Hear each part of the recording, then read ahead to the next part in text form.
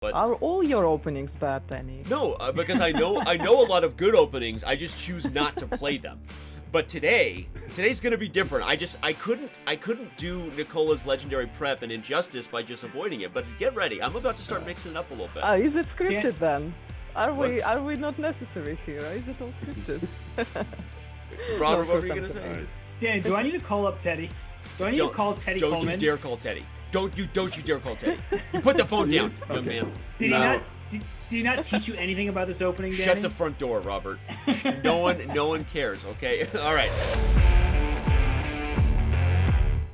Hi guys, welcome to a special edition of Adopt Nikola with one and only International Master Danny Rensch, Hello, Grandmaster everybody. Robert Hess, and WFM Maria Fotoches Emelianova. Hi guys.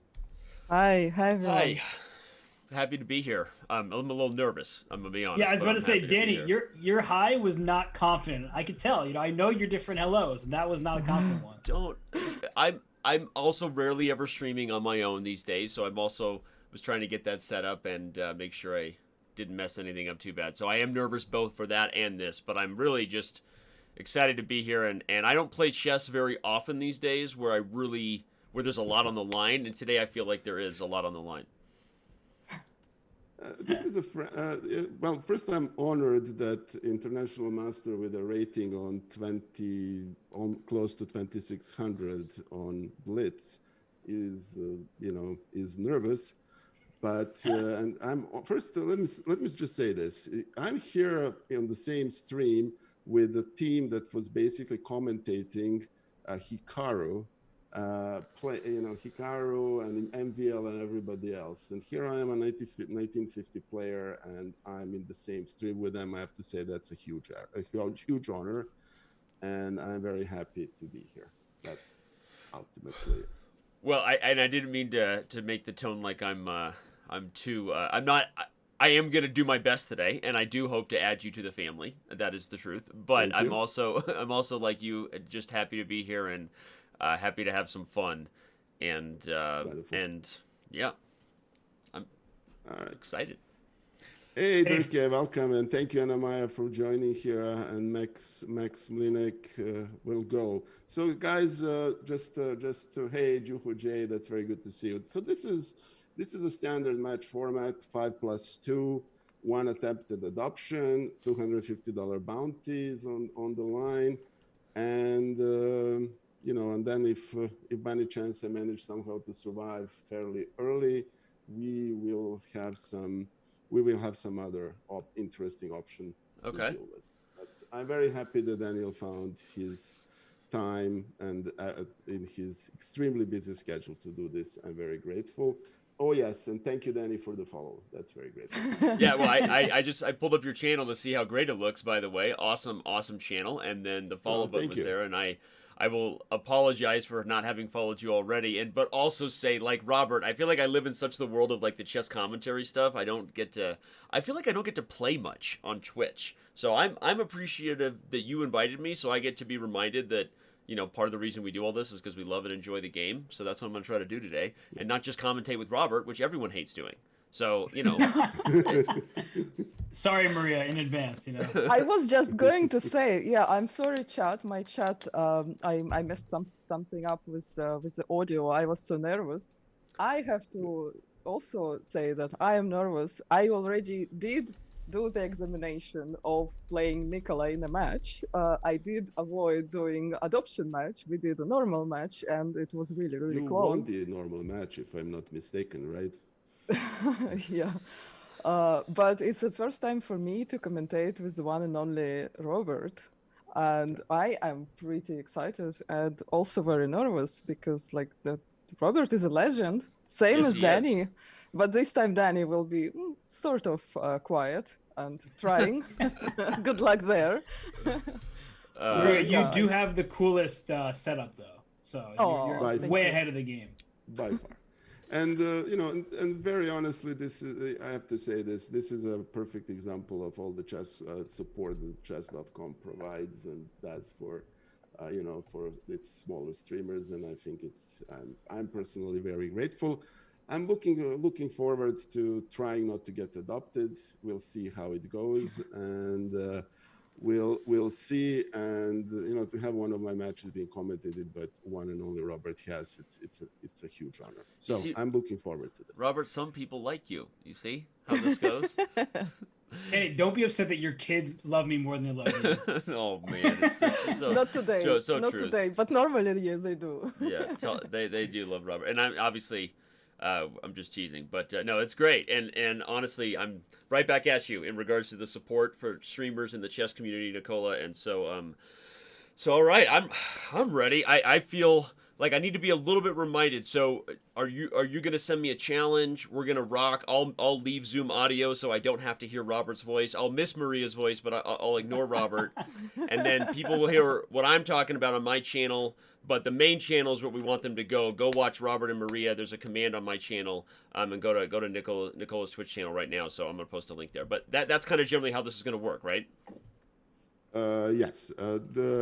Basically the way this is supposed to work is you and I are going to play, and I take the headphones off. So basically, I can, people in my channel can hear this. I want to also express my gratitude for Alexandra Bottas, who was kind enough to let us have her Chess TV slot. That's very nice of Alexandra, and a huge help for her.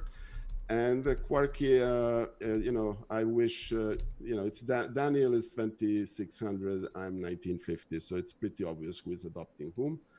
But thank you for the compliment. Although you never know with me, so don't sell yourself too short. You never know. Well, yeah, I have to warn Danny. Okay. Nikola always does thorough preparation, and actually he shared a couple of ideas he has, and I'm pretty excited to see them on the board and flex in front of Robert how much I know about your prep. Maria, you were not supposed to say before we play. I'm not able to hide this. I'm sorry. Well, I think for sure there's going to be an attempt where I got to challenge the prep. But I will share this. I woke up on a weird side of the bed this morning, and I very rarely wake up thinking about my own chess, but I woke up inspired to play a certain opening today that will not be something you prepared for, but I'm going to definitely go into my main repertoire for a while, because I got to test that out. I've heard the legends of Nikola's prep. I have, so I need to. I got to put it to the test.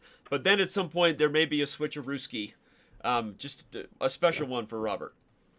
So you're gonna play an absolutely terrible opening. That's what I'm getting. You're gonna have to find out. Did you prepare, Danny? No, I mean the only preparation I did was woke up this morning with some memories about people talking about Nikola's prep, and then just a random thought that popped in my head that said you should play this. So I'm gonna do it. We'll see. Yeah, and we also have to mention the dedication of Danny to chess. Of course, chess.com and everything, and you bring this wonderful game to so many billions of people all over the world. But today is Danny's son's birthday. That's right. Yes. That's right. Like you have to understand how much he's sacrificing by playing a match. This is the true dedication to chess. I would say that Nash is okay with me not being around him right now. He's turning 15 today, but I do appreciate that. And we had a good family kind of rescheduling, which made this work for everybody, regardless. And Nikola's wife was very happy to hear that I listened to my wife and rescheduled. But that opened up today instead of Sunday for this. So, anyway, I can't wait to see what you prep. So I'm on the edge of my seat to figure this out. So. All right, so what I'm going to do, I'm going to see if I can send you a challenge. Okay. And it's going to be 5-2 unrated. Cool. And let's see. While Nikola's doing that, I'm going to remind everybody, again, if you're in my channel, I've got 25 of you. Make sure you go over to Nikola's channel and not just give him a follow, but probably you're going to want to go watch that when the games are going, because Robert and Maria will be doing the commentary. I will be doing my own live streaming of consciousness here, but as people know on my channel, it's much more live streaming of consciousness and not really quality chess. So you choose whatever flavor you want. Okay. If you're a commentator inside, you probably will not sleep, even when you're in trouble. That's true. All right, so what I'm going to do, I'm going to now mute myself. Okay, I'm going to leave call audio. Good luck, Nikola. It's going to be fun. He didn't hear me. Good luck, guys. But I'm leaving call audio. Maria, it's just us. All right. It's just us, guys. Just us on the twitch.tv/Daniel Rensch channel. Although I still don't see a challenge from Nikola. So I'm not sure what's going on with that. Open challenges? No. Where did he... He's supposed to send me a challenge. I'm going to go over to his stream and see whether he sent it. Apparently he sent it. Did he send it to Daniel Rensch? This is a fun, awkward moment. So maybe I'll just send him a challenge. That's what I'll do. I will play a custom challenge versus... Wait, I don't know his username. This is awesome. Okay. Hey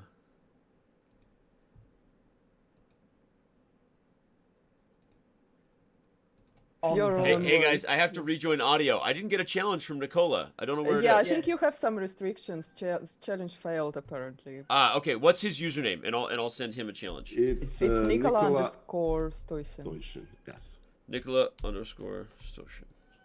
Oh my God! I hear the cat. Yeah, she keeps.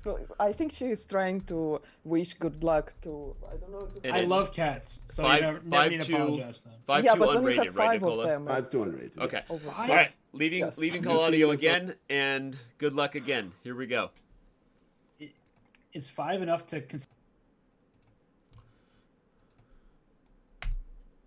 All right. Now we're in business, everyone, for realsies, and it's just us here. Apparently my Moobot still has a Mafia. So I'm going to play the Sicilian. What they don't know is that I woke up on the side of the bed that told me to play a Berlin.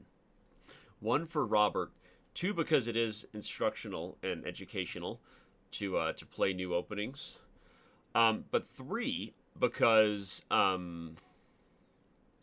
3 because I know Nikola wouldn't have prepped for it, right? So, okay, I can play both a Night Orf and a Dragon. As you guys know, it's kind of the most common things. I wonder what he would have prepared in the Dragon, so I'm going to go for this anyway. I have to test everything that he's prepared. I'm going to try to update my Moobot commands for all of you to make sure that we don't have... There's no point in having the apps on, no point in having... Mafia on, or the players on, so hopefully, and no format on, just the adoption command, the followers, the Nikola command apparently, and then page 2, we've got some stuff on turning off the PogChamps 1, and okay, close. So now we should have some more accurate commands. And again, thank you everybody for being here on my own personal Twitch channel, which I don't get a chance to stream to that often. So all the support, all the love means the world. So Nikola Stojsin, world's one of the most prominent chess philanthropists, right? When you think of chess philanthropists on Twitch, you think of ChessBay first and foremost, obviously. And then you think, honestly, in a lot of ways, there's a lot of them, and I'm not taking anything away from people that have really gone out of their way, made big efforts to support both the small chess channels and the large chess channels. But Nikola Stojsin is someone who, in just the last little bit of time, last year or two, has really just been super supportive, and so we appreciate that. All right, so this is interesting. I'm going to go for the queen sack line with knight takes d4. Ooh, wait, bishop takes d4. This is a little awkward. Wait. Oh, no, that's the king b1 line? I don't remember what I'm doing. This is not a good start. So what I need to do at some point here is throw caution to the wind and just go for it. But normally it's knight takes e5.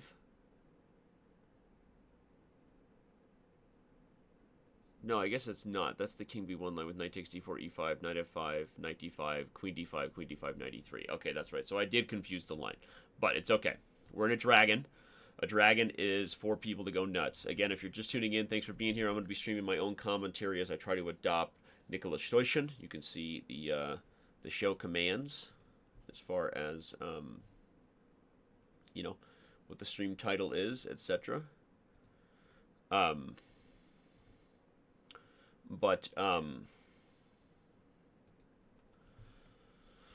All right, yeah, so he takes it, and this is where things just get wild in the dragon all the time, right? I'm going to play... I'm aware this is horrible for me, so you don't even need to comment on it, okay? I get it. I know. That's not the point of this, okay? The point of this is... The point of this is that I have no idea what I'm doing. That's the point of it. I'm just trying to throw out a little bit of a teaser to see what openings he's prepared, you know?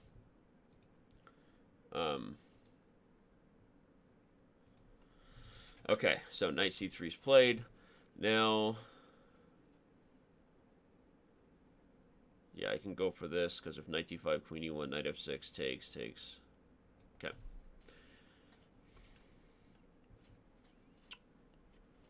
Typical dragon, meaning black is completely lost, but it's a totally wild game. And yeah, that would be the best way to describe what we're about to do. And then apparently often in between games, we analyze a little bit and talk about it. That's what I hear that we're supposed to do.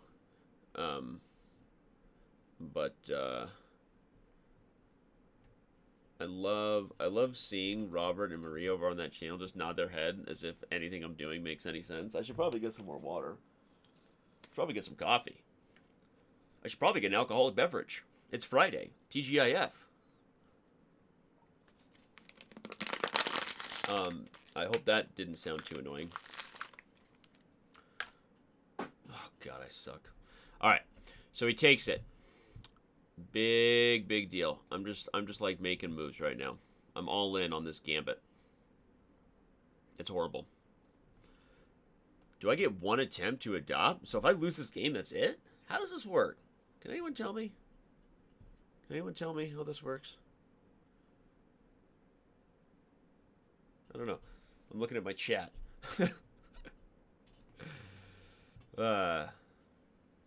Thanks for being here, Kasparov Wannabe. All the normal people. I am Danny Rensch with the misspellings, a piece of cake. You're right. You're right, it is. I got this. Nikola's good, though. I like what he's doing.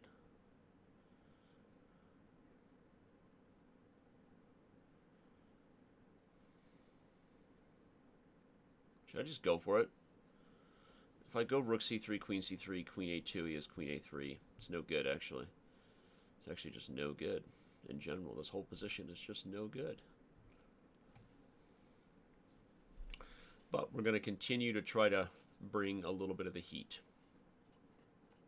to the B file next.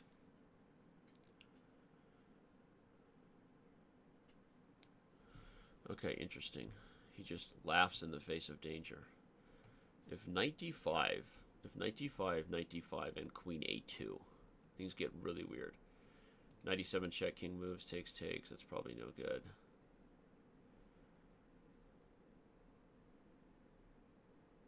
There's also bishop h6 check here.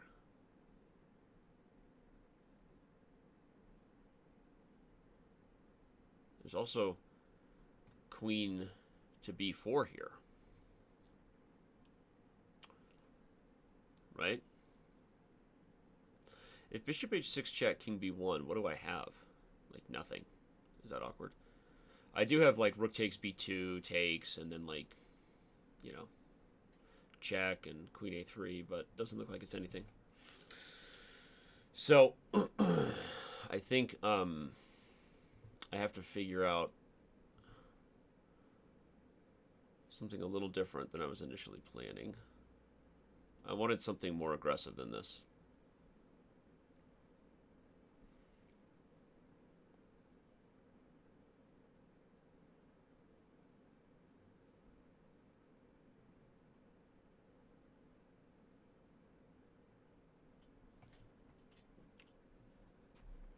By the way, lesson learned, I'm probably not going for another dragon. He seems to have something worked out. You never know. You play a dragon, someone's not ready to go for the sharp Yugoslavs and actually challenge you, you should play a dragon, right? If they go for the Yugoslav, now you're playing a lost position as black, and that's it.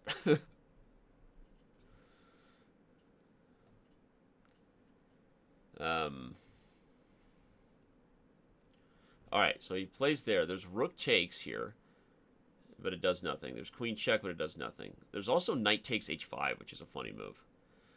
Knight takes h5. If takes, you take with the knight. You know, I'm also kind of undermining his bishop. If I take h5 and he takes with the pawn, then I have bishop takes d4. So this is a bit of a tricky dragon move. All right, I'm no longer watching their channel because I know that Marie and Robert will probably be like highlighting arrows and things, so I don't want to do or be a part of anything that would be a part of any information you don't need, as if watching Robert ever helped anybody, right? LOL, right?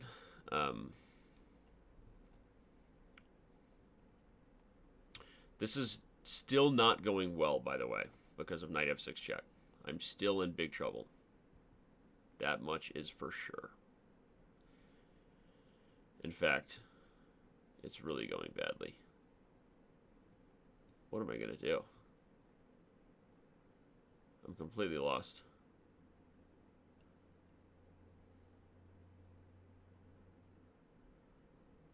There was rook takes c2 there, which I have to keep in mind. Rook takes c2. If knight f6 check, I have to move. He takes d7 with check. I move. Like, it's just horrible. It's horrible, horrible, horrible. But I'm all in on some kind of mating net. If he plays queen h4 here, that's the problem. Queen h4, I have to play h5. He takes, and then I play rook takes c2. He takes with the king, and I play queen takes a2. He moves the king, and I take on b3. Knight c3, and I continue the attack. I don't know. It's a bunch of bogus stuff, but it's my only chance, right? Yep. Expected. And I play this move. And then I take here. And he doesn't have a ton of time. That's one of the keys to this attack. In fact, it's the only key to the attack. So he takes, I take a2. He moves the king. I take b3. I also have bishop b5 check, king e3. Whoa. No, that was no good. He panicked. He panicked, unfortunately. I'm pretty sure he was totally busted. So,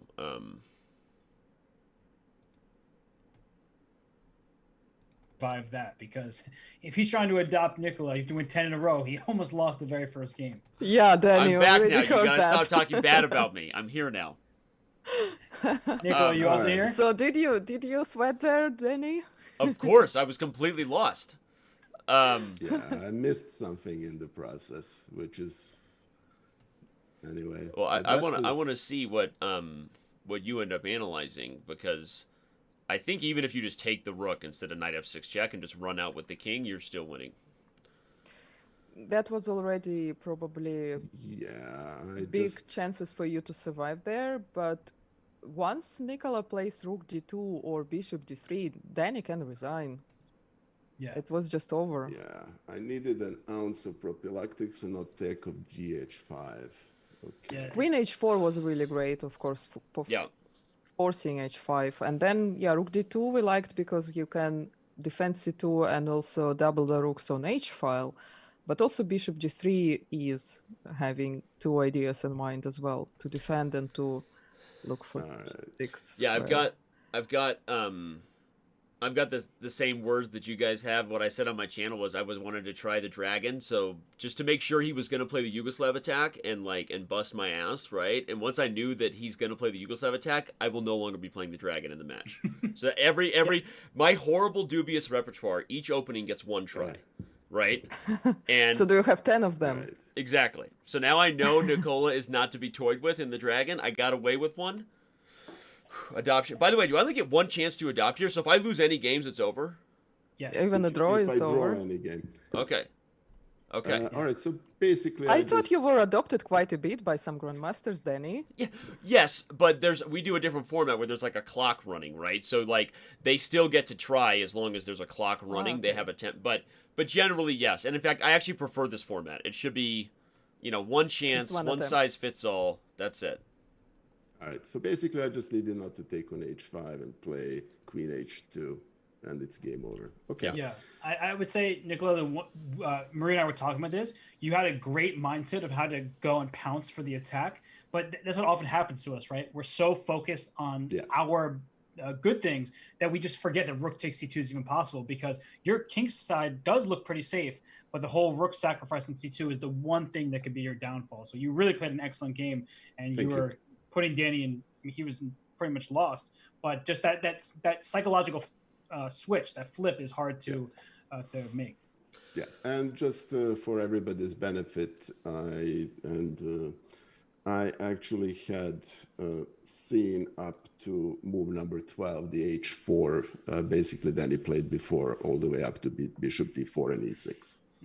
Wow. So this is so great. We just need to have the Nikola files.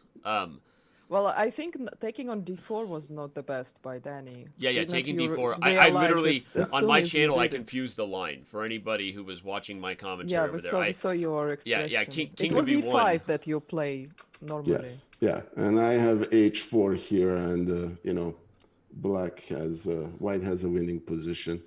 Yeah, white is. I mean, to be fair, white's winning in almost every variation of the dragon, but yes. So why are you playing that? Well, exactly. I told you, this whole thing is like therapy. I'm sitting here, trying to remember my theory. He played queen e1, and knight takes d4 is not the right move there. You can play both e6 and e5, and even rook b8 I think are better than knight d4. But king b1, the move is knight takes d4, and then there's that queen sack line. So Robert, I was going for the king b1, knight d4, e5, knight f5, take f6, and sack the queen. That was the line I was going for, and then as soon as I took on d4 and queen e1, I was like, oh, wait. It's one of those moments where, as chess players, serious chess players, you're like, okay, I know what you're going for, but what actually happened, what the entire audience just saw, was not that. So. I know. All right, well, Nikola, I got away with one there. No, that's fine. That's fine. This is part of the learning curve. And incidentally, you play rook b8. I was kind of hoping you were going to play that again instead of knight d4. Okay. Well, I might not play this line again now that I know. So this is game number 1. I got away with one, and now I get white, and I'm going to try to rebound. So I'm going to send you a rematch. Yes, thank you, sir. Greatly appreciate it. I'm going to mute myself. Okay, good luck, guys. Thank you. All right, sending Nikola a rematch. We muted their audio for those of you watching on my channel. And here we go. All right. Nice. Ooh, there we go. Okay. All right. So now I'm going to play e4, and I got to play the Scotch, right? I mean, we got to play the Scotch to see what he's got against the Scotch. But I do have plans, and I'm going to switch up. So don't you worry. It's going to be interesting. Okay, this is going to be fun. So I can play for both this bishop d3 line that I've looked into. I want to see what he's got here. I want to see what he's got. This is my own little pet line for anybody that follows the games that I've played. It's not a good line for white either. It's full of dubious tricks. Hashtag Dan. Hashtag full of dubious tricks Dan.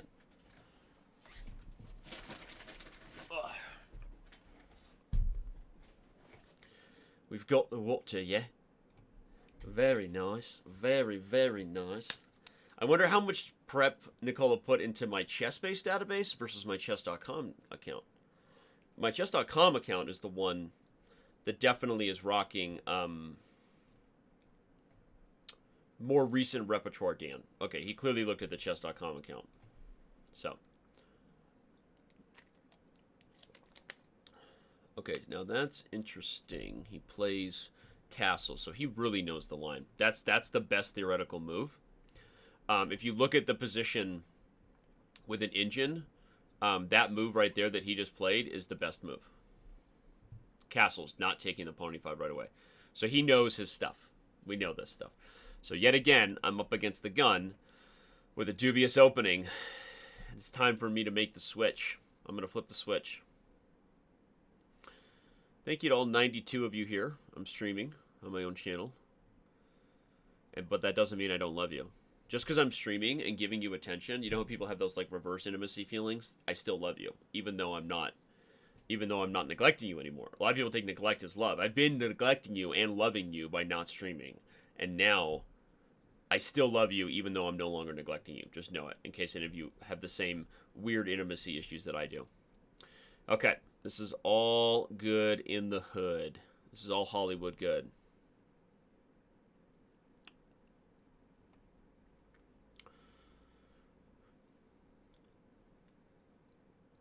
Okay, I really need to take this seriously. He's a good player. And as we know, it's hard to adopt people. Winning 10 in a row can be tricky. Yeah, these glasses are blue light. They're anti-blue light. Anti-blue light. So they're actually kind of heavy on my head. I've had a lot of ear surgeries. I had some ear problems as a kid. Actually as a teenager, young adult. Okay, interesting. Huh. I don't know that really works for him.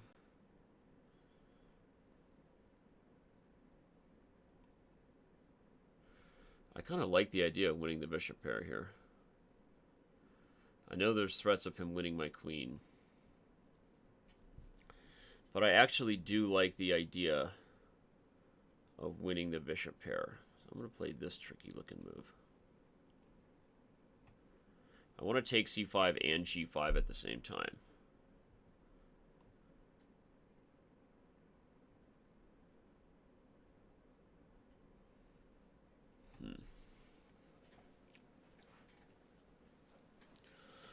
I've got...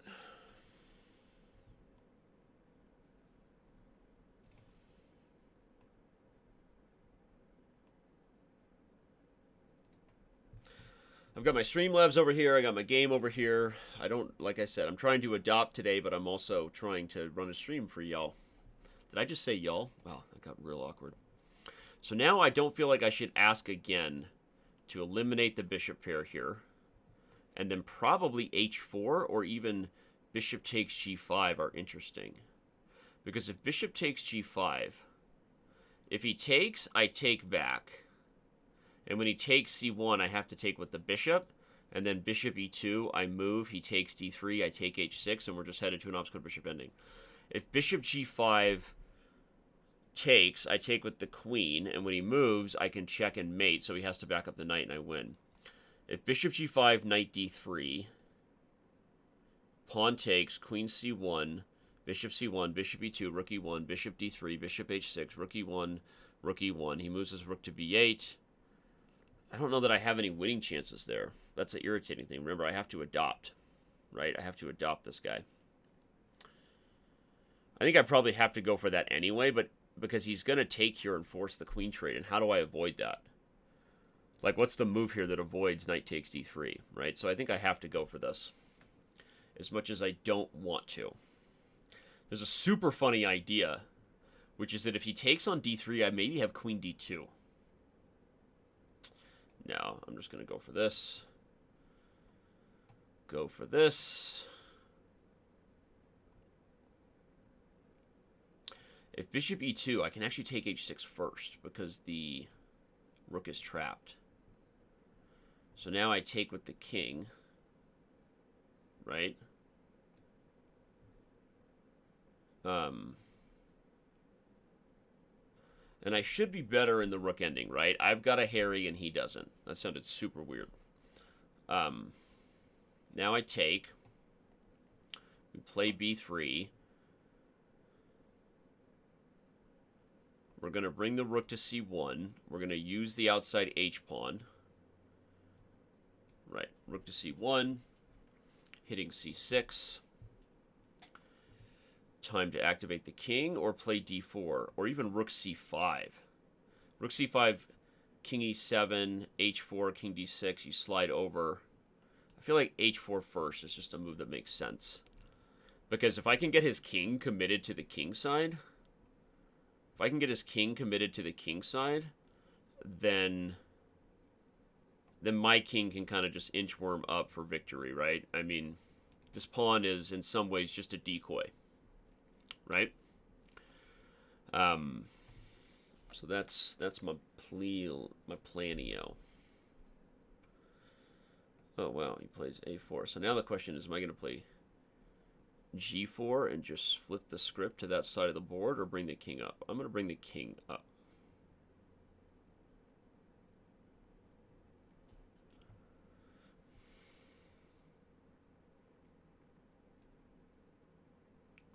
Actually, no. I should follow through with the plan of bringing the king up.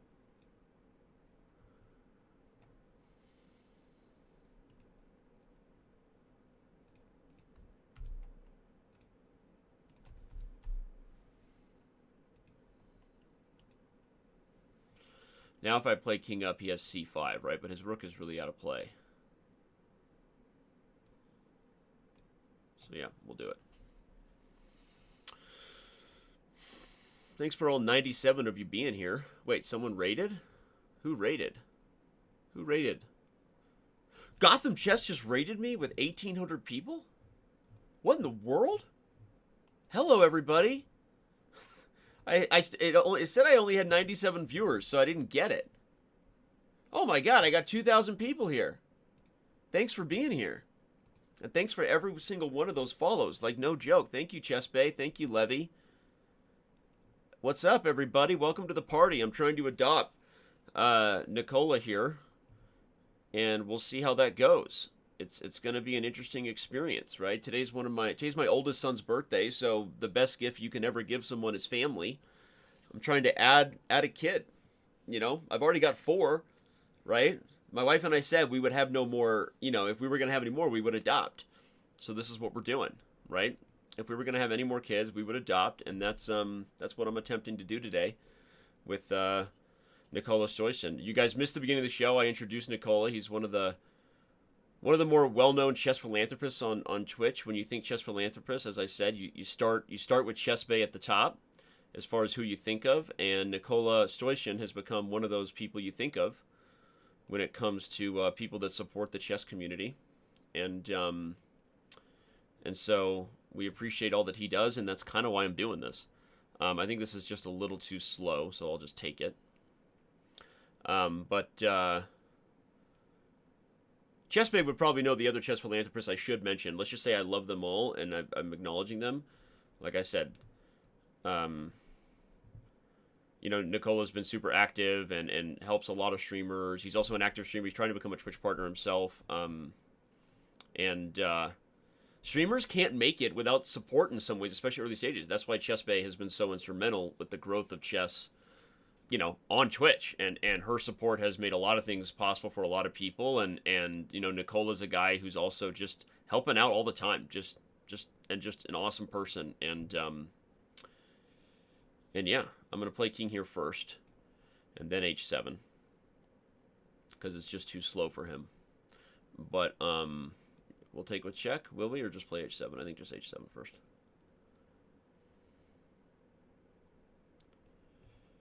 Okay, I can just move, right? Yeah, this is too slow, unfortunately, for him, because I have 2 passers. So when I take f7, I have g6 and g7. I'm going to get a new lady on h8.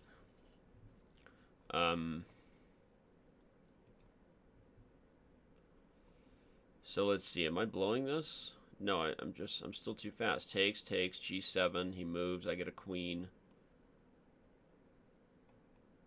Yeah, I don't even have to do it right away, so I'll delay it a little bit longer. Just for kicks and gigs. But here we go.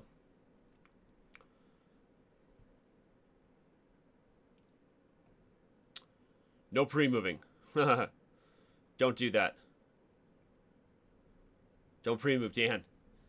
That was my spiritual name. Don't pre-move Dan.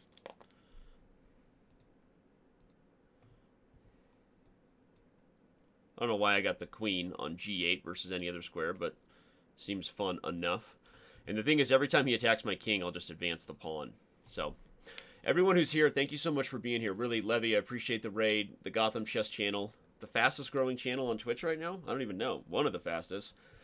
Thank you to all the support, subscribers, followers, and remember also give Nikola's channel a follow too. I'm gonna rejoin audio here. Hey, yeah, hey guys. This is the second time that I have a position I had on board, and I managed to lose it. So, Nikola, I was giving you mad props because only someone who's looked at the line knows that the move 11 castles is better than taking e5 initially, because a lot of theory suggests you should. So you've clearly looked at the line with computers, and black is doing well. From what I know about this line, I know more about this line than maybe the last dragon one. This was all good for you, I think, until rook a to e8. I think just play bishop d6 even. Just back up the bishop on c5 and keep it. Yeah. No, the rook e8 put that bishop on, allowed you to play bishop h6. I had this on board up on the until queen f7, which is the move. Where is it? Was 14. Actually the move. I should have instead of I just. Was it rook 80? Sorry, I don't want to ask any more about your prep because this is a line I might go back to. I don't know. But no, I had this on my board until knight a4, and I think bg4 is a perfectly fine move. Yeah. Rook a8 is an imprecision. So. Yeah. Oh well. Okay. All right. Yeah, I felt like without this bishop on c5, the pawns became very vulnerable. The c7 and c6. So yeah, probably just bishop d6 and you're completely fine. But then f4, probably f4 is the only thing that black needs to be. Yeah, and I've played this line enough to know that it's, again, black is doing well. Black is equalizing, and maybe then some. But are all your openings bad, Danny? No, because I know a lot of good openings. I just choose not to play them. But today's going to be different. I couldn't do Nikola's legendary prep and injustice by just avoiding it. But get ready, I'm about to start mixing it up a little bit. Is it scripted then? Are we not necessary here? Is it all scripted? Robert, what were you going to say? Right. Danny, do I need to call up Teddy? Do I need to call Teddy Coleman? Don't you dare call Teddy. Don't you dare call Teddy. You put the phone down, young man. Did he not teach you anything about this opening, Danny? Shut the front door, Robert. No one cares, okay? All right. Game 3, here we go. You ready, Nikola? You guys need to tell me who Teddy is. Teddy Coleman. Teddy Coleman. He's an international master who played in the IM GM Speeches Championship, and Danny and Teddy had this position, similar opening a couple times. Yeah. So. Yeah. Basically, instead of playing h6, I'm supposed to play bishop d6, and that's basically black is winning. Yeah. And I see that. I love this. This is I feel like I'm on the edge of my seat every game of just like, well, the adoption train either ends here, they say it's complicated, the adoption process, or I get lucky, right? You need some ups and downs. All right. And I just want to give a quick shout out to Kitty, who is in the channel. Hey, Kitty. Kitty basically organized this match. It was his idea. I'm eternally grateful to him. Thank you, Kitty. That's very good. And no, I'm not giving him a chance to play the banco. Don't worry, I'm not playing.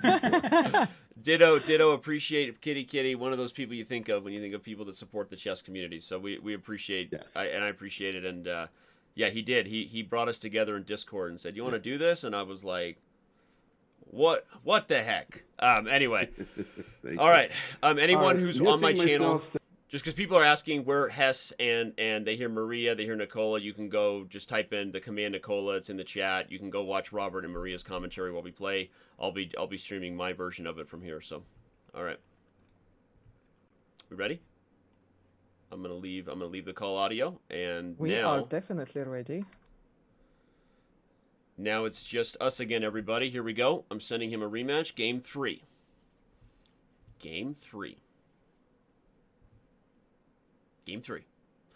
Yeah, shout out to everyone who just joined. This is my personal channel. A lot of times you guys see me over at the chess channel, which in the beginning was my personal channel. And then at some point this whole chess streaming thing and these chess events as esports business that we're running blew up. And the chess channel was no longer just Danny Rensch streaming bullet brawls. But for the OGs out there, you remember that twitch.tv/chess originally was pretty much just my channel. And then I was like, well, whenever oh my gosh, is he going to do this to me?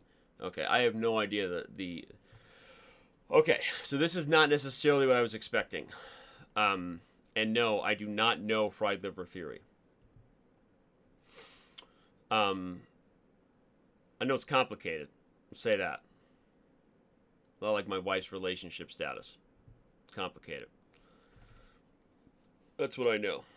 I'm reading chat right here. Pinball fear. Do you truly have a fear of pinballs? It's interesting. It's an interesting fear to have. I'll say that.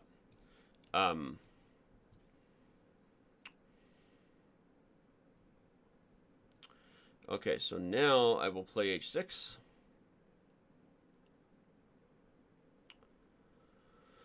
And we shall see. I actually don't know the theory here. Legit. I'm going to take off my glasses so I can see. LOL. These are blue light glasses. I recommend them. The anti-blue light glasses. The world looks different when you're not being poisoned by blue light. Damn, I'm good at giving, like, just like, almost sounds like I was paid to do that bleep. The world looks different when you're not being poisoned by blue light from your computer. Holy crap. Will someone write that down? Okay, here we go. This is the idea. You bring the other knight to e4, and you put that knight on d5. You just ease in the tension, baby. Now we've got f5. f5 coming. And, who's all still here? Flux.io. I use a desk. Tom, I use a Flexi desk, but that's not Flux. Oh no, I use Flux. Yeah, I use Flux on my laptop. I don't use Flux on this because I stream and do so many videos from this. Flux can screw up your screen resolution.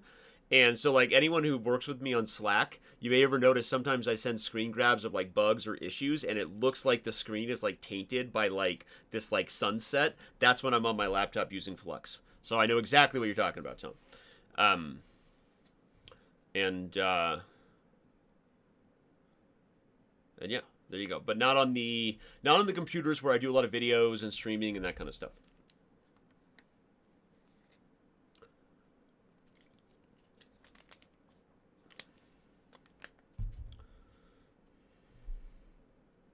Exactly. Now you understand why Danny's screens look odd. Okay, so f5 is a possibility here, though. f5 now. If he takes, you take, and he's just giving you the huge center. If f5 and he has to back up, there's e4 to follow. Man, it just feels like I'm going to start steamrolling him, doesn't it?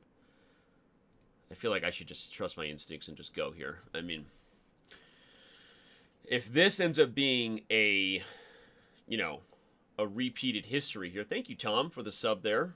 Appreciate that. If this ends up being history repeating, I will definitely go back to the fried liver as black. If we have a game where he brings the heat and I regret that, obviously we'll deal with that then. If he plays bishop c4, look out for some triple pawns, baby. Like, come on, right? You know it gets me excited. There's only a couple things that excite me more than triple pawns. All right. Whoa, that got awkward. All right, bishop e2. So now the issue is, if I take, he takes, and I play f4, it doesn't work. If I play bishop to b2, bishop f6, he plays bishop b2. I'd love to have just more. I'd love to just, like, kick in the front door, right, and go for a mating attack. One of the irritating things is your knight on a5, right, because you just wish it was involved in the attack. All right, how do we do this? This should be fantastic for black. Right? This should absolutely be fantastic. Huge center, right? Potential to attack. But where's the beef? I need to somehow protect the e-pawn so I can play f4. Right? If I play e3... No. I could just develop, right? Like bishop here, he plays bishop e2. Play like bishop e6, and I just have like a huge center. I mean, that's kind of true, right? That feels like such a safe, warm, and cozy move, though. Like, what is the real purpose? I should just play bishop e6 first, because if he tries to play with the f-pawn, do I want this diagonal? maybe, but I can get the diagonal through another means. So yeah, let's play this move first. We're just going to develop here. We're just going to develop, and you know, I might even take the time to bring my knight around, right? Because one of the problems with this position is, what does he do, right? Like, what does he do here? How does he develop?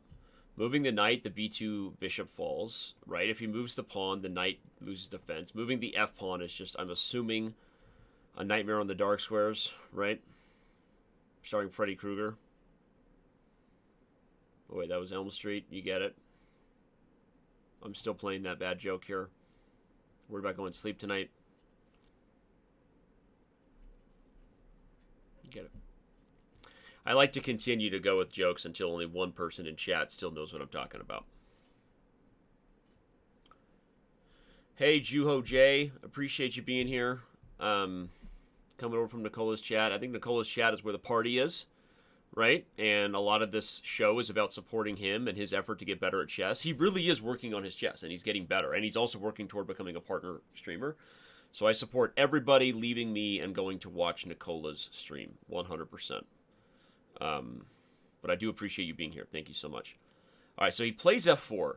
That is a shot, right? A shot in the dark. There's like, I can play bishop d4 check and then build up a battery with the queen, like bishop d4 and then queen f6. He can take with tempo, though, and then when I take, I don't get to take b2. There's also queen b6 check. He moves the king, and then what? There's also queen b6. He moves the king, and I put the rook on d8. It's also pretty good. There's also check, he moves, and then I play like queen h4, right? And if he takes on d5 there, I take on b2, I think, intermezzo. Oh, but he has knight c7 in that line. Bishop d4 check, king h1, queen h4, knight d5, bishop b2, knight c7. Actually not as good as for me as you would think. I could also take everything here on c3 and just have this like protected pass e-pawn, right? Which is also not the worst thing to do, to take and play queen b6 check. Queen b6 check, he moves, you take everything, you put a rook on d8, he moves the queen. Queen b6 check, he moves, I play rook d8, he takes. I take with the pawn. I still have a huge freaking center. I'm probably just overthinking this. This is just not a good position for white. As much as I would have loved to have played queen h4, though.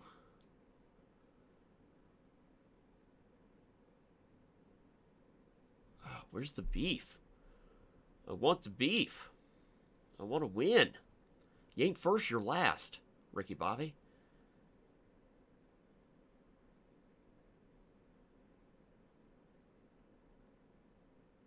Such an awkward position. Takes everything. All right, I'm going for it. I'm going to give queen b6 check. He's going to move. I'm going to take c3. He's going to take. I'm going to take. He's going to take. I'm going to play rook d8. He'll play queen e1. If I play rook d8 now, that's also pretty good, right? And he gives me this huge center if he takes. I wanted more. I wanted more than I'm currently getting.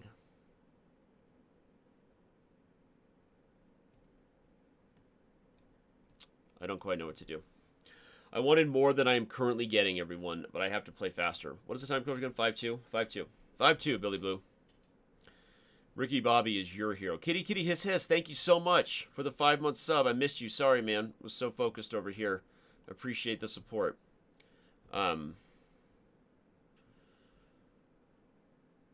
I do remember that moment with Korobov.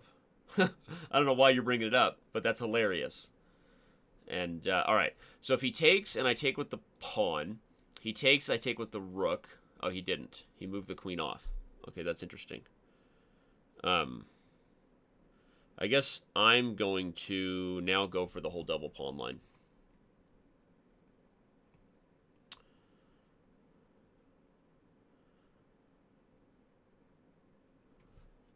I'm going to play c5 and c4 maybe. I wasn't even thinking about that, but I actually think that's a strong idea. Ah, no, that just gave him queen e3. That was a bad move. That was a bad move. My queen was perfectly positioned there. If I play c4 though, and he takes everything on b6, take c4, I take, that's still kind of like rough for him. because his knight is bad, so I'm going to do it. If he takes, I'm taking with the knight. He doesn't. Makes sense. He wants more. I'm going to support. I definitely messed this up, everybody. I messed this up. I wonder if Robert will tell me afterwards where exactly I went wrong.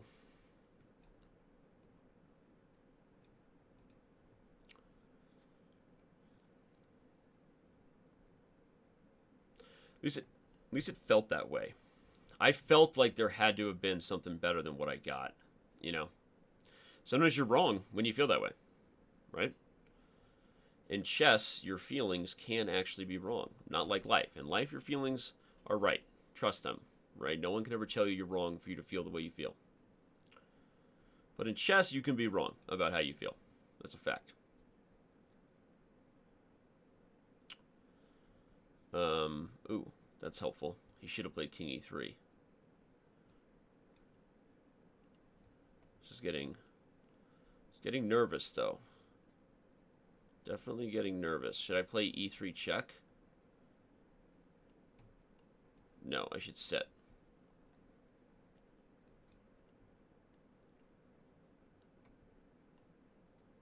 Now knight d6, I should sit tight.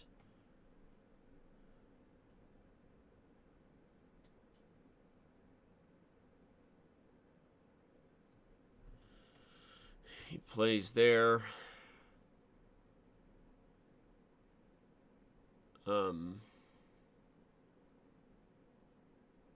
I need to bring the knight around, maybe. Oh, wait, no, he's threatening h4 check. I gotta take. I should take and then play h5, actually, and then trade and get a couple pass pawns. Or even there first. So I have the other pass pawn.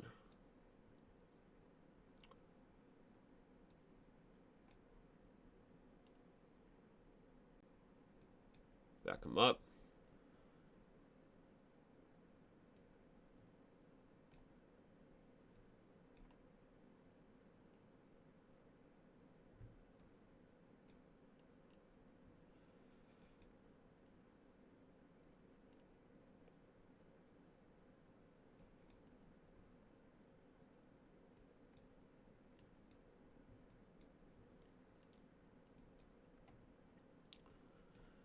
Not sure how I did this, but I did, barely.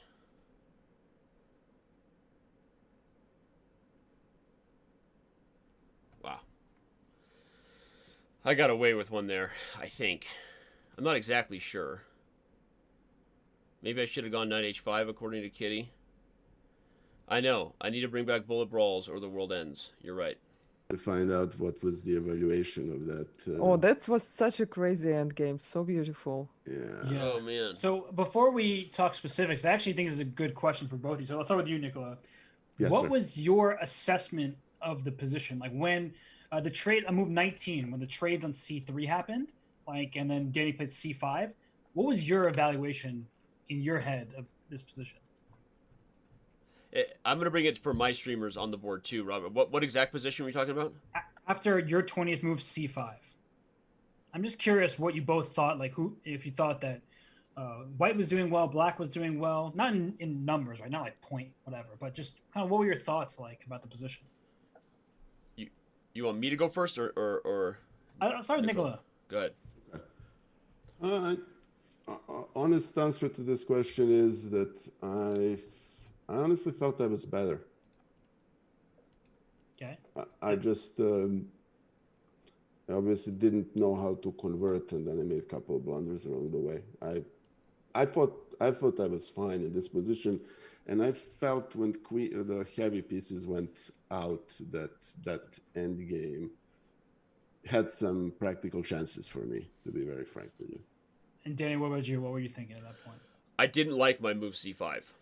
Okay. As soon as I played it, allowing queen e3 felt like a terrible mistake. Practically speaking, but I'll give it more like this. I had the general sense of feeling like I had let the position slip, like backing up a few more moves. When he played f4, I felt, if you go to move 16 on your board too, I felt that I felt that black was better. I had the knight. I thought I was, I thought I had done what I needed to do as far as the fried liver goes. But I couldn't figure out, like, I didn't like bishop d4 check and queen h4 because there was this line with, like, bishop d4, king h1, queen h4 where he has knight d5, and if bishop b2 he has knight c7. And so I didn't know what to do here, Robert. I'm just, I'm your student right now. I'm answering your question. Wow. So I didn't know how to convert. And so I thought I had a big space advantage, so I played queen b6 check and this idea of doubling the pawns with rook d8. But as soon as I played c5, I was like, oh crap. But then I will say this, I thought my position was better than I thought it would be after c4. Like I thought I could just be losing in the endgame, but when I played c4, I thought, okay, maybe I'm okay. But maybe you're gonna say I wasn't okay and he was winning. No, I mean, Maria and I were talking during the game, and I think it's interesting, and these are the most critical moments how to improve as chess players. Yeah, there are tactical sequences where I could have won a pawn, and that's a bad thing. But evaluating positions is really difficult. And I would say how I was thinking about the position, and Maria and I were talking about it, was like, okay, white is up a pawn, so that's the good news. But black's pawns were just more mobile. Like, it just felt like you could do more things, and even if objectively the position is good for white, it felt a little bit harder to play. And Maria found a really good move. Nikola, what you were doing was excellent. Like, you were brought your king towards the center, and when you dropped the pawn f4, I think we could see your face as being, that was a mistake. But Maria found but you had a move h4, which was bringing back the f4 pawn. I moved 32. 32 instead H4. of wow. Yeah, Maria saw that. Okay, and that would if I take it, I almost get mated. Wow. Yeah, your king is completely trapped. Yeah. Actually, g3 is probably already. King g5. Wow. Okay. Robert, what did you think about the thought process I was giving there? Did you see a better approach for me in the middle game or no? I agree with you that c5 was, and firstly, your queen b6 and all that. It made sense, but I definitely, Maria had from queen d6, for example. There were ideas that allowed you to maintain the pressure. But I just am always curious to hear players' thoughts, because I don't think either of you were wrong. The position was kind of double-edged. But Nikola, I think you did have a good sense of the position and you were playing it well, but then you got into time trouble, and once you dropped f4, that's when the game turned completely. For you, Danny, you played c4 and played good follow-up. You kept creating threats so that Nikola could never convert. So I think that black was holding throughout that sequence, but it felt easier for black to play despite the fact that white should be slightly better. It's a weird sort of and white definitely was better, at least until f4. I'm not sure I like f4. As Robert said, maybe f3 was better to keep the pressure on e4 square. But maybe immediate queen c1 was better, because you are getting out of the spin this way with knight d1. I understand why you did not want to play knight a4 and then knight has to go to b2 and then make its way back out from b2. But queen c2 immediately probably was the best. I want to give just a huge shout out real quick to Kitty Hisses, who threw me 10,000 bits on the channel. Thank you so much. Sorry, I have to say that. And also just everyone who's tuning in over there. Now you're sitting there wondering where you hear Robert's voice, Maria's voice. Go to Nikola's channel, hit the follow button over there. That's where the main commentary is. So they'll be muted while I'm playing, and then every game will have this sort of post-game interaction. So sorry, just giving context to my chat who's asking. No, of course. Just thank you, Sapper. That's very great. Appreciate it. I can definitely use the head. I feel bad that I missed h4. That would have been a nice thing. To be very frank with you, I'm booked up in this position. I was not. I got you scared the crap out of me, because I was like, all right, I'm gonna try e5. And I don't know, I'm always thinking Lopez first, and then you played bishop c4. I said, I'm like Italian, and then you played knight g5, and literally in my chat, on my channel, I was like, oh crap, you gotta be kidding me. I have no idea, what I'm doing here. So luckily for me and Robert, we just had a couple fried liver games in the SCC yesterday, right? And the day before. So I did remember at least, all right, I'm gonna quickly play this decline line. I know black is okay here, even if I don't know the theory. And then let's go. So that's what I did. Just learning from the players. Yeah. And immediately using it. Yeah. No, all right.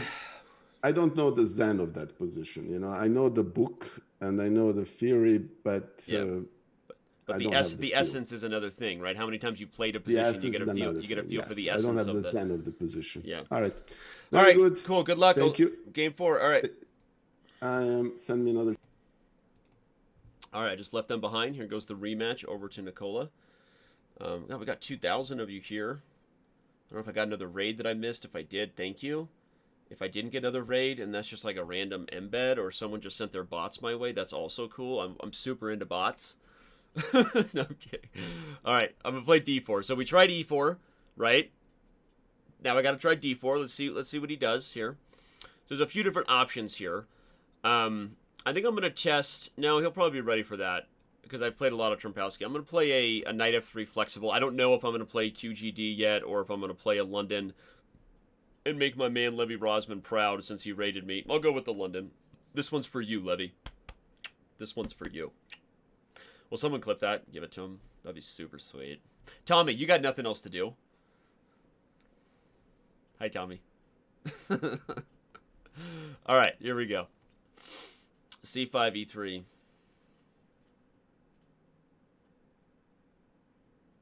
Thank you, Smarter Chess. I appreciate that. Because it doesn't happen that often. You're right. Doesn't happen that often. It's true. And the things that I say over here are often held back on the other channels. All right, so we have a mainline London. I've played this position more than a few. Yupper doodle scoodles. This is me getting ready for joining the Chess Broad channel. They invited me to do one of their fight nights. Amon and I worked it out. I forget the date. Can someone go ask Amon when we agreed the date to be? I don't know. I kind of blacked out. But yeah, I agreed to play the Chess Bras in a fight night. I forget who he's pairing me against. I forget who. So this is like prep for that. Whether I can adopt Nikola or not. This is high quality chess right here, right?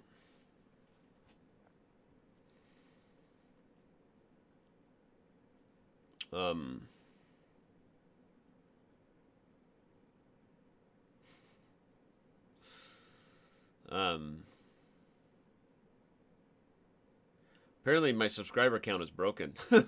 Twitch.tv/subscriber count. I don't even know what that means. Someone did. Oh, my move. I should focus. This is an adoption match after all. Okay, so was I supposed to play? Nah. No, this is okay. Right? Just play simple chess. Simple chess. Simple chess. You want Anna Muzichuk to try to adopt me, kitty? Oh, man. I don't think she could do it. Sorry. Straight up. Straight up. Don't think she could. But I'm willing to find out. I'm willing to find out. Find out next time when Adopted Danny returns. Alright, we're going to go for this now. Slight pivot, yeah? It's like you're moving this way, and then it's a slight pivot, and you head back the other way, yeah? Right. It's like, isn't it? Takes. I haven't actually committed here yet. I'm not really there yet, just right. Okay, okay, good to know, kitty. That's good to know. I'll have my people call her people. Or even just ask her to reach out. If you clearly have a line to her, seriously, just tell her to email me and Jake or you know, anyone at the team. We'll make that happen. All right, so he's played rook c8, which threatens to take here. So now the question is, how do I move forward? Do I take here? Do I castle? And if takes, knight c6, it kind of works actually. I can also play knight f3. Which gives up the e4 square, but prevents it. I need to try to remember the line here. God, Nikola knows his opening theory so well. I feel like I just have to get him out of book. ASAP. That's ASAP.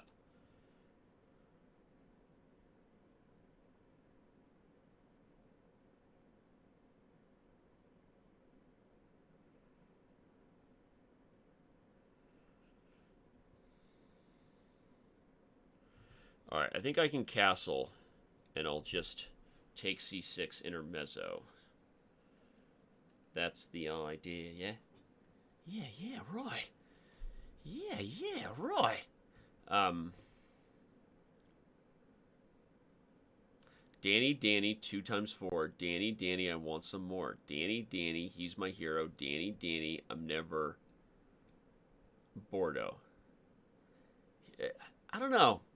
I mean, Aquaman, you know I love you, bro. Right? Do we want to talk about this now or later? Do you want to talk about this on camera or off? This is, oh, man, that's funny. I don't care who you are. That's funny right there. Tell you what. I'm going to tell you what. It's like a chess ninja and like a vampire had a baby. And then this guy came out of it, and he was like just sinking his teeth into every position.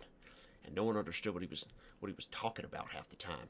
But he just kept playing these weird-looking chess ninja moves, and no one knew what to do with him. And so they sent him to a secret lair.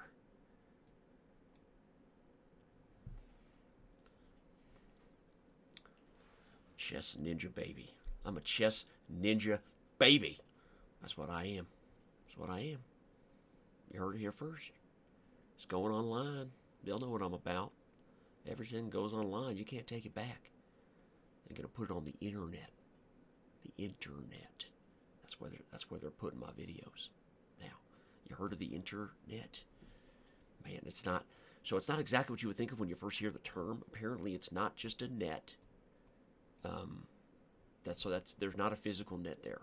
It's a metaphor for a web of all kinds of connections and wires and some of them I hear are invisible. They're like wireless ninja streams being sent through the air to send the internet signal to somebody else across the ocean, the Atlantic. It's the internet. It's here to stay, I hear.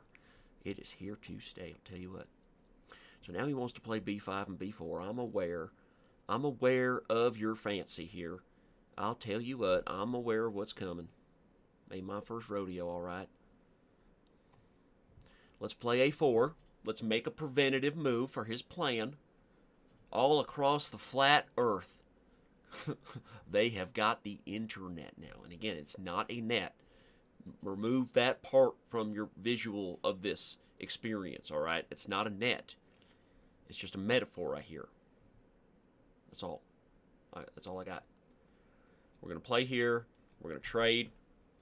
We're going to try to keep this thing moving farther along.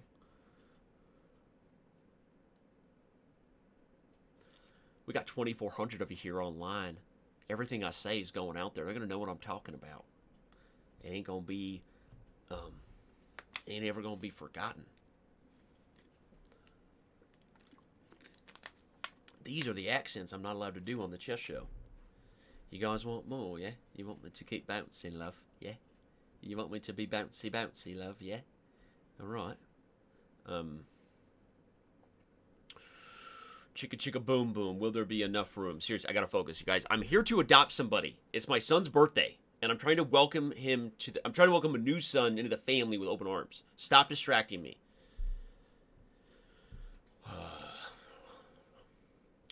Positional chess, да? What we have here? We put this position in line.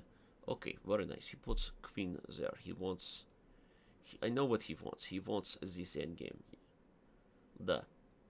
I have a feeling it's very practical in nature, but I have this. It is inside of me. I have to get it out. That I must keep the queens on the board, because what you have here, I think he is a little bit nervous. He is slightly less experienced, and I think he is maybe not as sure what to do with his position. Da? Da. I play this guy here, better peshki. I have many nice ideas inside of me that are coming out. So I have this con J3. Ladya C4. Okay, very nice. Con J3, con J4. Okay, I like it very much. Con J3, Ladya C6, con J4. We have E5. E5, con E5. Ladya Oh, okay. Kon, Yepiat, Ladya, Oshipka.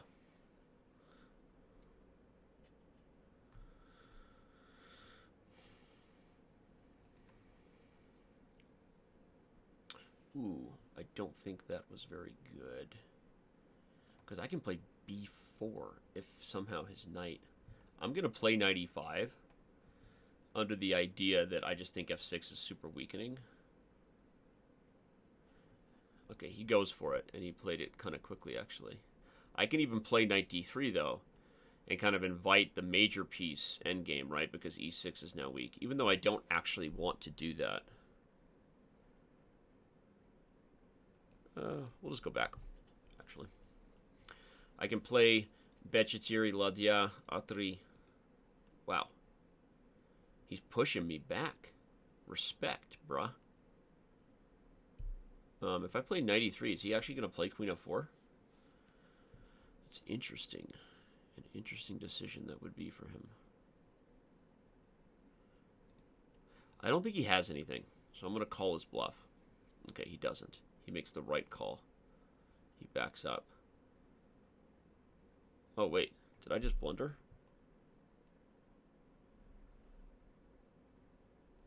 Wait a second. Did I just blunder? If b4, queen c3, yeah, I think I just blundered. Unless it's like rook is getting trapped over there, which would be hilarious.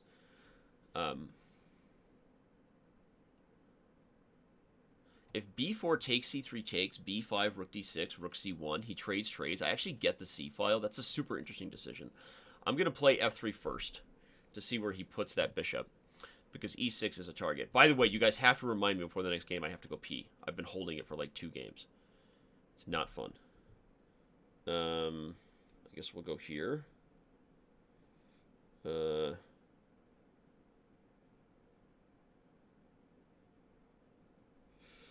I don't quite know what to do. I'm taking first. No idea what I'm doing. I really blew it. I blew it, guys. Whoa. That was a surprising decision.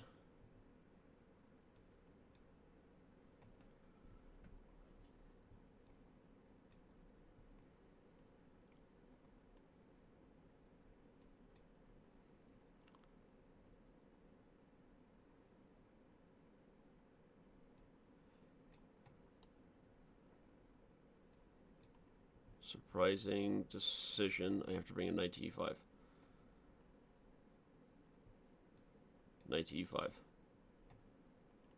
And then b4. Probably. Yeah, b4. Takes. He's forgetting his bishop. He's forgetting his bishop. Not this time. He remembered it. But now I'm inching my way in. We'll trade everything and go to the winning king and pawn ending.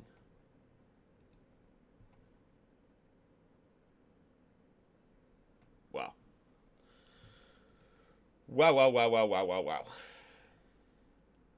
Rejoining audio so you guys can all hear them, but I'm going to run to the bathroom. Back. Yeah. Hello. Oh, Danny left us.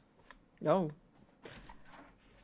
I thought I was doing quite well here until I ran out of time. I really need to watch my clock. Yeah, your position was so good, almost too good. Yeah. Leaving you was like thinking what to do now. Everything is perfectly placed. Yeah. Nikola, I think Maria made a great point. At a certain moment, she was saying all of your pieces. I said, if you had 3 free moves, where would you try to maneuver your pieces to? And she goes, I don't know if anywhere, because they all look like they're in perfect squares. And that makes us spend time unnecessarily because we try to look for more improvements. But your position was completely solid. Yeah. I liked your idea with attacking pawn on a5. I felt like maybe queen c7 first, preparing rook a6 is a bit more flexible. You kind of hide your idea and your intention to attack the pawn. And then if the knight comes to e5, you just go to a6, attacking the pawn. Yeah. I liked your move h5. Of course, it might become a problem in the end game. But yeah, that knight was struggling to find a good square after f6 and h5. Yeah, I kind of like that plan. I'm not sure it was the right plan. I really felt that I was better and pretty far into this, but then, I shouldn't have taken on a5. I think that was premature. I probably should have, I could have even played king f7 first. Yep, bishop f7 or king f7 both look. Mm-hmm. I think with 11 seconds on your clock, though, that's where it's getting hard. So, I mean, or just also taking on a1. Sorry about that, guys. And then? Yeah. And then just not taking on a1 was just a time blunder, I should say. Yeah. I thought you probably were planning to take on a1 and then play with a queen, but just simply forgot to do it. Yeah. I mean, I would really say because the blitz game, I think the real problem happened on the clock because you couldn't find like a concrete plan. Yeah. And so White's position, I would say, was easier to play. And Danny started venturing, and your move h5 was great, Nikola. I mean, at first I was like, you're not going down without a fight. It's very clear that you're just trying to push Danny back so he can't just take over with that knight versus the bishop. And you had a great position. And dropping e6 was not, I wouldn't call that a blunder. Yes, it wasn't the right move, but it was time trouble induced. So I think it's more about working on the preceding positions rather than, you don't need to fix, I didn't see my pawn was hanging. No, you just didn't have enough time to find a retreating move, which are often difficult to play in a bullet scramble.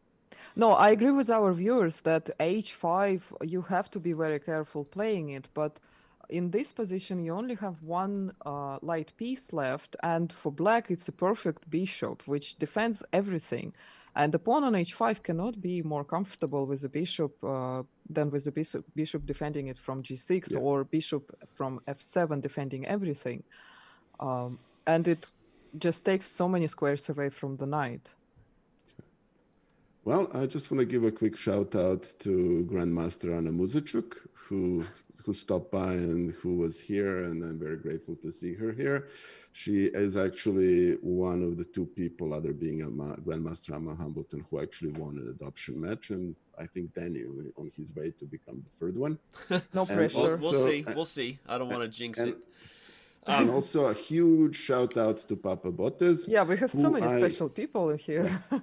And Anna Maya Kazarian and all the special people and dear friends. I'm sorry, I am kind of trying to avoid being adopted here. So okay. I don't know. I mean, I think you're trying to jinx me a little bit. You've played well enough that I don't know that I can do this 6 more times. We'll see. So you have been playing really well, and I'm not trying to, No, thank you. You've been. I missed your guys' analysis earlier. There were some funny lines where I thought maybe I could have played b4 and even given up c3, Robert. But that doesn't matter. What matters is the office has a veggie tray, and I grabbed some veggies. You should have done that. I would look at you struggling without c3. Yeah. Anyway, all right, everybody. Let's do it. Game 5. Yes, Cruz. I'll give them a shout out. Yes, absolutely. If I'm still streaming, I'll give them a shout out today. All right. I guess that's my cue. Bye, everybody. Robert, be nice. Nope. Maria, be nice. Maria's always nice. All right. They're never nice. They're talking about. Or tomato. I just grabbed one of each. The office, we have a shared office space here at chess.com. The lawyer who we share an office space with. Let's see here. Let's go back to this. Brought in a veggie tray. So, we'll go this way. We'll let Nikola show whatever his Najdorf prep was. Haven't played that yet.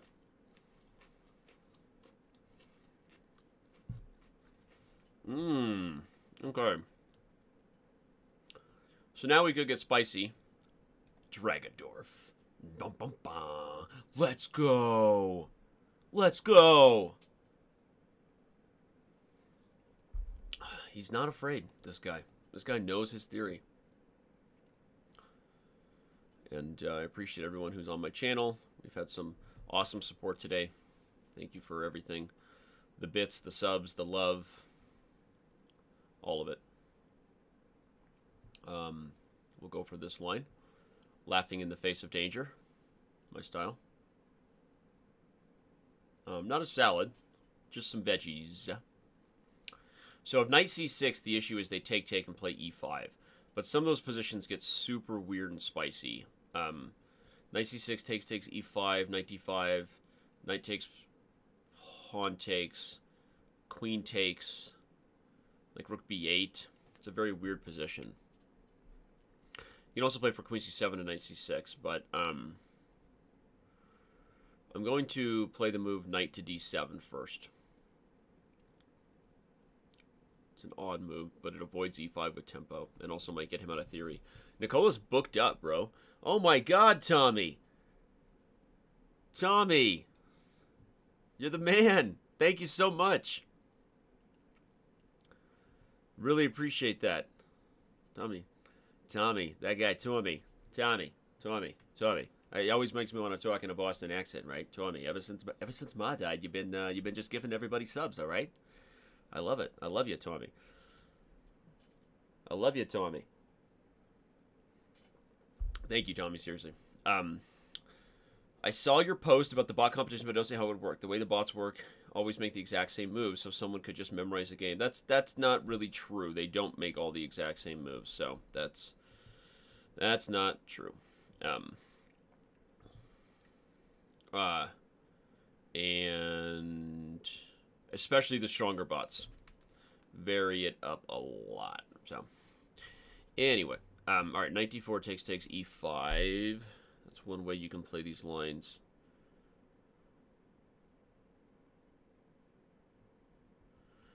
I'm going for it. It's awkward. They don't necessarily exactly play like the people, but they do have variants. It's you know, if you play the same bot over and over, you know, but again, part of the fun of that event, I forget who made the comment from Dorian Dum Domdu, is that it is a race. The bots are not designed to not be beaten.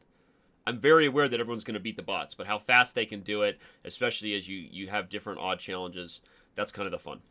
So, all right, I can take and then play queen h4. I can also play queen h4 now. I feel like I should take first, play queen h4 check, and then knight e5. That's kind of how I feel. Maybe knight e5 first was also fine, because if castle's long, knight c4 is just yuck for him, right?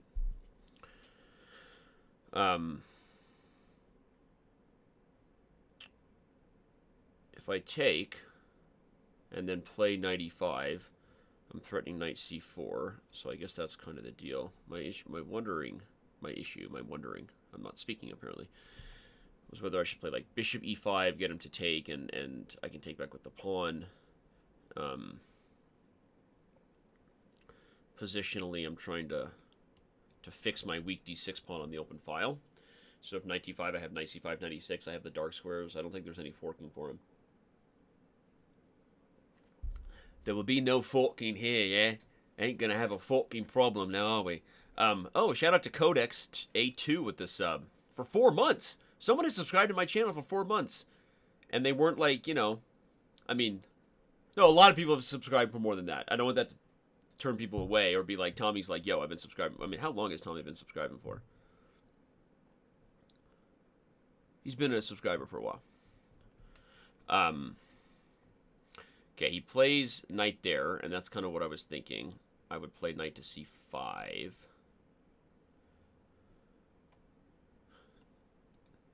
I'm subscribed to myself forever. That's right. So I've definitely had at least one subscriber for a very long time.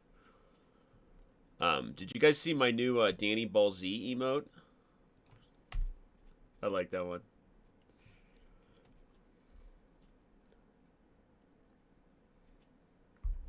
All right.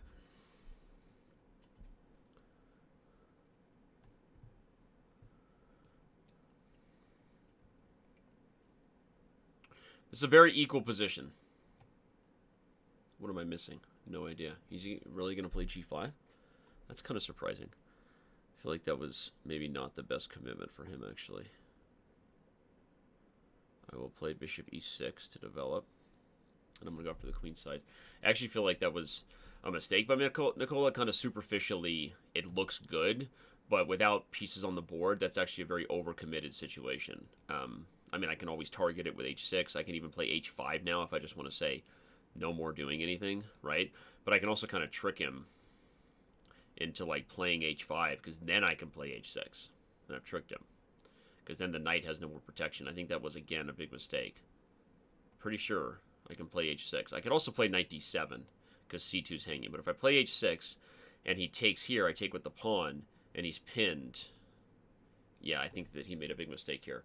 Because now after h6, takes, rook h6, I take f6 and win the rook. I'm up a piece in the end. If he takes here, I win the knight. If he takes here, I could also just take here. And they would have to move the knight, and then I would win the pawn back. So that's also good, but I think if he takes, even better is just to take back. If he doesn't blunder rook h6, he'll move the king, I'll take the pawn, and he'll get the knight out. But that's also just good for me. So, yeah, he recognizes now that he misplayed it, and he backs up. So if I take here, and he takes, right?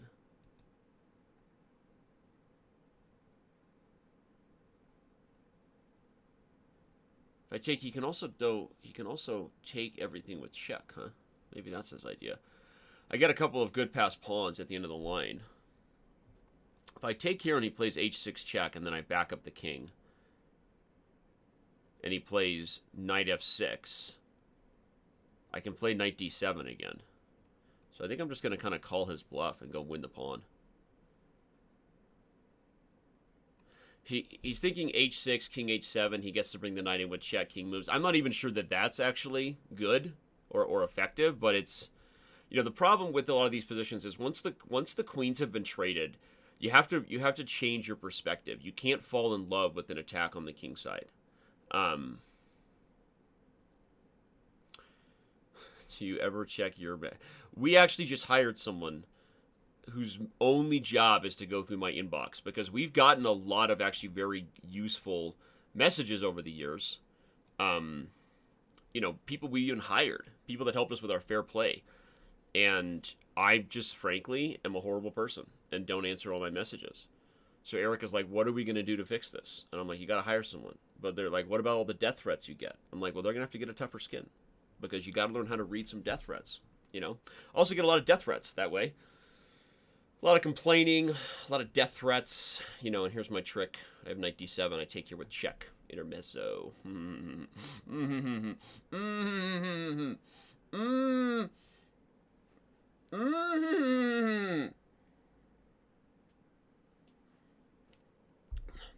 Yeah, this is, okay, well now he's misplaying it. But yeah, anyway, so we just hired someone to answer messages. Among other things, Codex. Among other things. Fair play is one of the things, people. I can play f5. If he takes, I can take g2 and then win d5. I'm going to do it. I'm going to do it. I'm going to do it. I'm going to do it. I'm going to do it. I'm going to do it.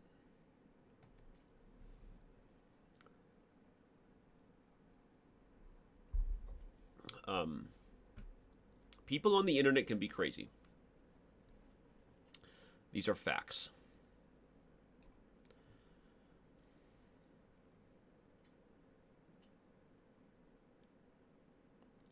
So now here's the thing. I'm not actually in a rush, so I will just play a very, very strong and subtle move. No reason to allow him to take the knight. He can now challenge the c-file, which is what he should do. But I can also take and then play g4, and g3 is coming. Seems very strong, right? We'll do it. I could have also just taken on b2, by the way. What was I doing? That was better. Taking b2 was stronger. I misplayed that. There was no reason to even make a trade, right? Keep the rook on the second rank. But this is also tough enough for him that I don't think it should matter. What's his next threat? Like knight d5? But if I'm pushing and then playing f3, this should just be winning, right? I mean, what's going on here? Come on, right?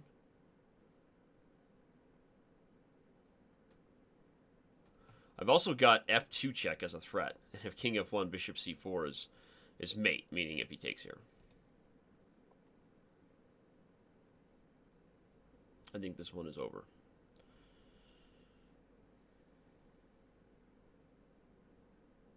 Yeah, unfortunately. So, hey Dan, I'm crazy. Can you do me a favor for 2020? Sure. What is it? I mean, let's hear it first, but yeah. I agree with you. Tom has. I think it's so annoying playing against an IM, especially with the name Danny. I agree. Side was premature. Something simple like rook a d1. Yeah, that's what we also discussed with Robert, that bringing the rooks to d file was important. Right. I can buy that. Yeah. No, I played this a little bit too aggressive. Yeah. You were sort of going for checkmate with knight f6 and g5, h4, but it never panned out. It wasn't there, no. It's hard, right? In an opening where the principles, the whole philosophical idea you're launching from the start is to attack on the king side, but you know, to like shift gears. But you're better. I don't even know if you should take e5. I think just rook a d1, just rook a d1 or rook hd1 right away. Maintain the tension, keep the d pawn there. But that's a good one. Yeah, Sorry. but Danny, also on your end of things, queen h4 check was a move that I didn't really love, because you do trade the queens off, and the king, of course, loses right to castle, but just knight e5 with the knight heading to c4. Just it felt like the dynamics of the position were favoring you at that point. Agreed 100%. Right after I played queen h4 check, I said I should have played knight e5 because castle's long was going to be met by knight c4. Yeah. So, yeah, I agree totally. Obviously, yeah.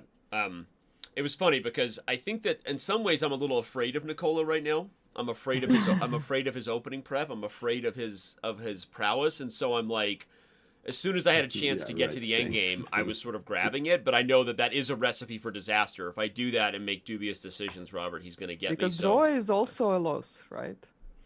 Because a draw is also a loss. Yeah, I should have played 95 for sure. And yes. I agree with you, Sensei.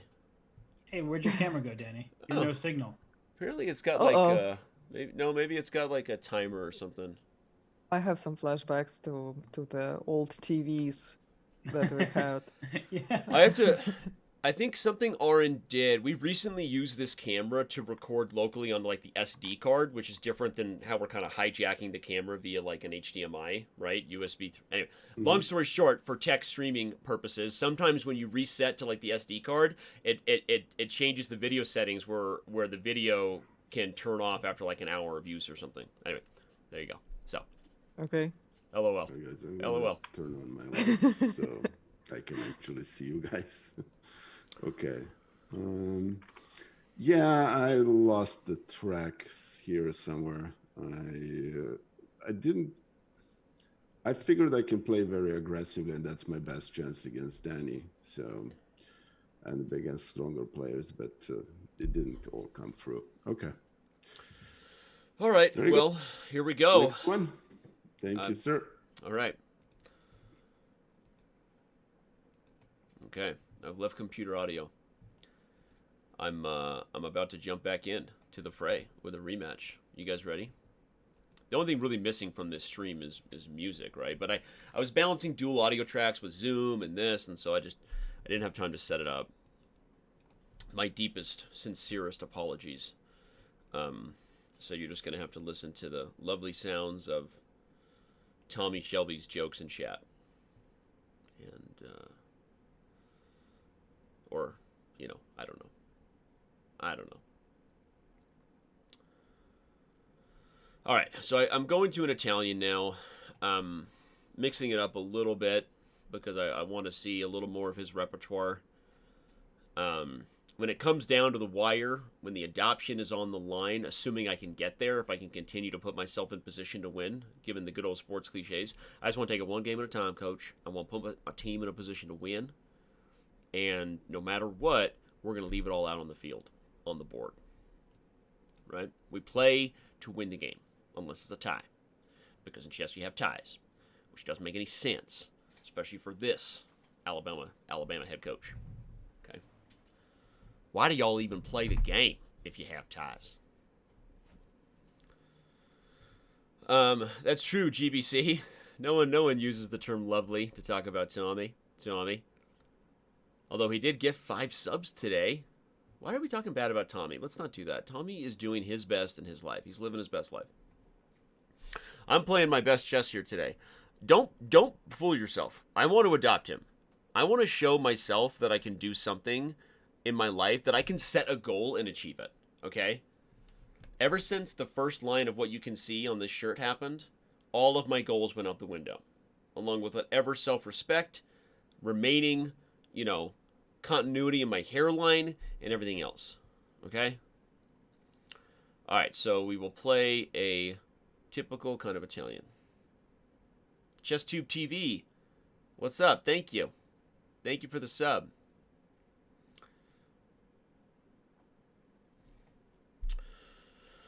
All right. Bishop back.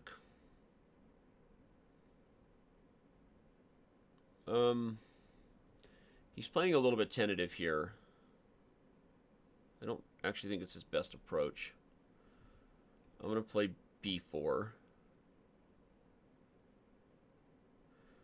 He's making me regret that I played c3. Whoa. The internal temperature is too high.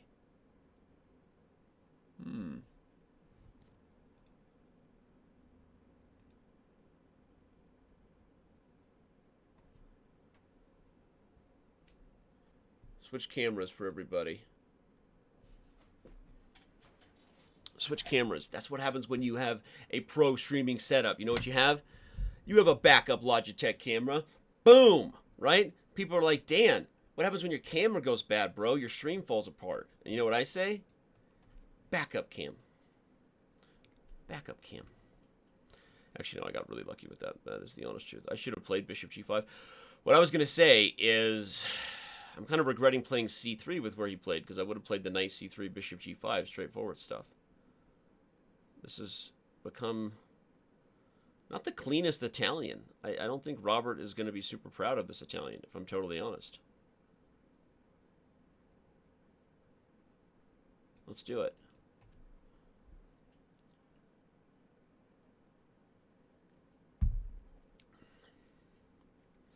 Not the cleanest Italian. A new movie coming your way, starring Mark Wahlberg and Edward Norton.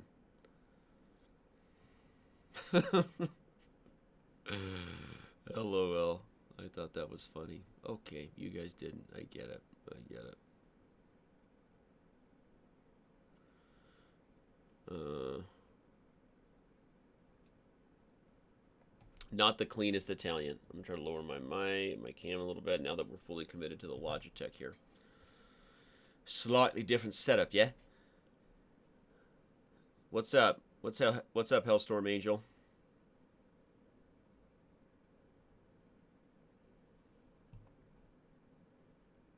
I added commands ahead of time. I did, Kitty.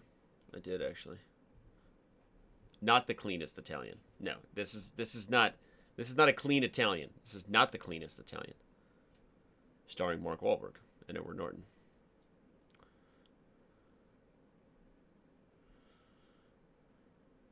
This is getting more than a little bit awkward, right? He made the right decision to play for d5. I'll tell you that. What am I doing? This is a bad game for me. All right, I really got to focus now. I don't want the adoption to slip here.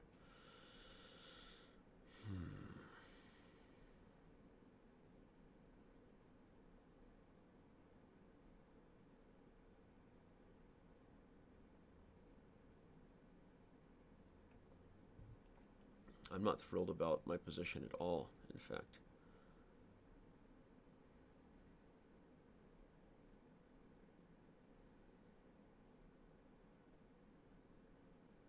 Yes, I do like trains. No, I did not steal your cookies. 1 + 1 is 1 minute plus 1 second increment. Favorite chess.com commentator? That's a good question.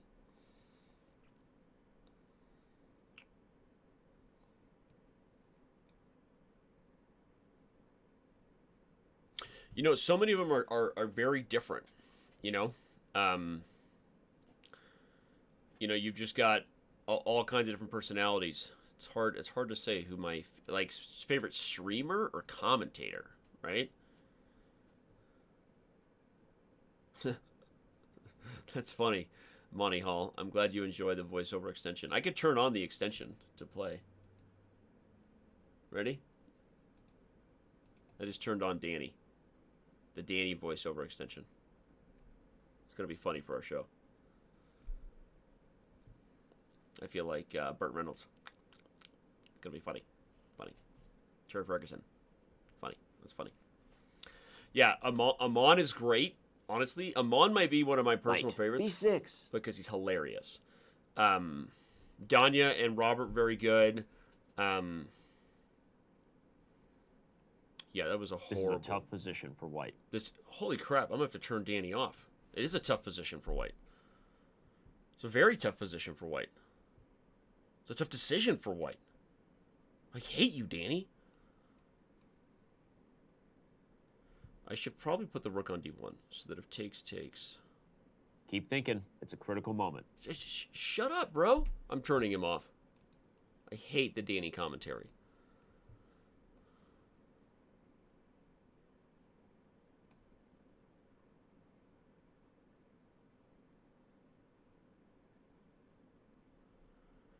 Rook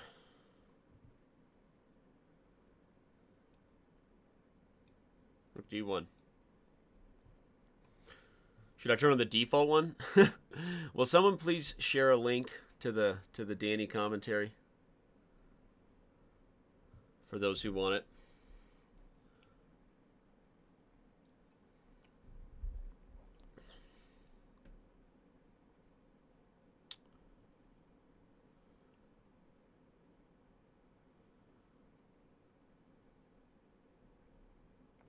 Now I'm going to play e4 so I can put my knight on e3.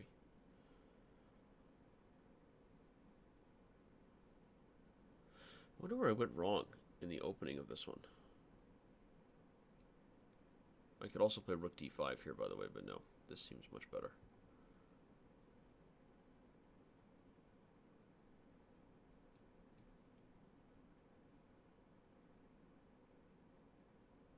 I've somehow weaseled my way out of yet another tough one here. That's the truth, I did. Oh, he goes there. Well, now I have things like rook d5 and knight d5. I think rook d5 is a strong move.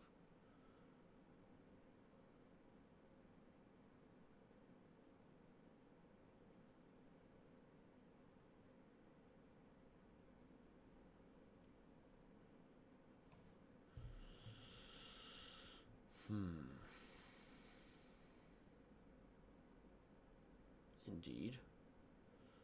I can play knight h4. If he takes, I play knight f5. He takes, he moves. I get queen up.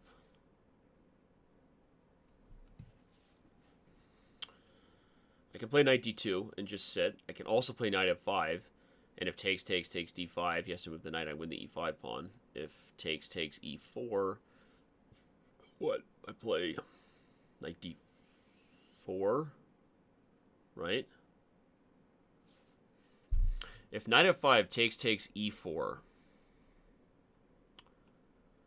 I also have to move f6, worst case scenario, right? Or even knight h4 with the threat of f6, actually. So knight f5 seems to be interesting. I think we'll go for it.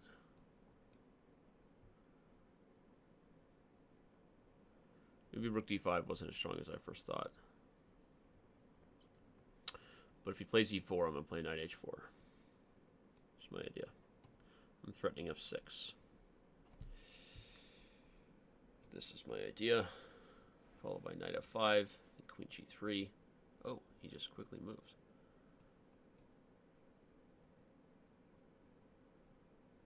Wow, he's playing super well here. Now what?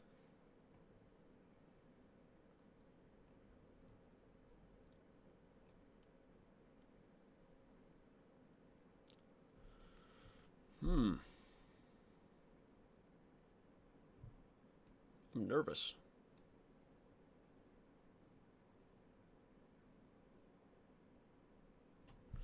Oh man, I have no idea what was happening there.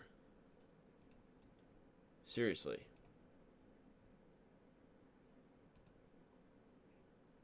Sorry, I'm trying to bring up my video settings. Huh, it's not working. So we're just going to have to go with this video from now on. Now the game's over. Yeah. Wow. But Yeah, very I have an dynamic. admission to make. I studied this with Danya on stream, and I forgot the line. Yeah, you spent You 51 still did seconds. pretty well.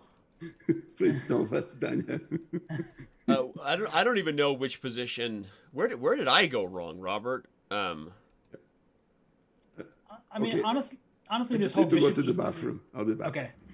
The whole Yeah, bishop bishop E3 thing. E3 probably is not like the most Yeah. challenging, but Yeah. even still, your position was fine. Like there was never a moment where your position was bad in this game. No, but I felt like the moment he plays D5 and I'm playing knight A3, like I feel like something has gone wrong. But yeah, it's but that was possible. clever by you to just play knight A3, knight C2, and E4. That was Yeah, and it did work out that I did have this long-term idea of E4, knight E3, knight D5, and so like at least I had the foresight that was one of the reasons why I could justify the dysfunctional development. But I do feel like I kind of got lucky. Like he took on C4, and then obviously as soon as I get my rook to D5, like I'm in good shape, right? But anyway, We did I don't not know. expect rook d5 Yeah, at all. Yeah, I said you were playing like you're in Zurich 1953 with rook D5. I almost played rook D5 the move before and was like, if he backs up the bishop to E6, I'll just sack the exchange, Yeah. baby. I wanted it. I wanted rook D5, bishop E6, knight E3, takes, C takes, and then put my knight on F5 and just like go to town. But Yeah, it would have been beautiful. But why not knight d5? I think Yeah, knight it was D5 is one- also good, right? I mean, obviously, it's probably better. It's just, in fact, just win C7, right? Yeah, what was I doing? It's just, I don't know. Well, you were playing that classical, that kind of chess. Yeah, Chef's but kiss. knight D5 is just winning, right? I mean, queen D6, I have C5.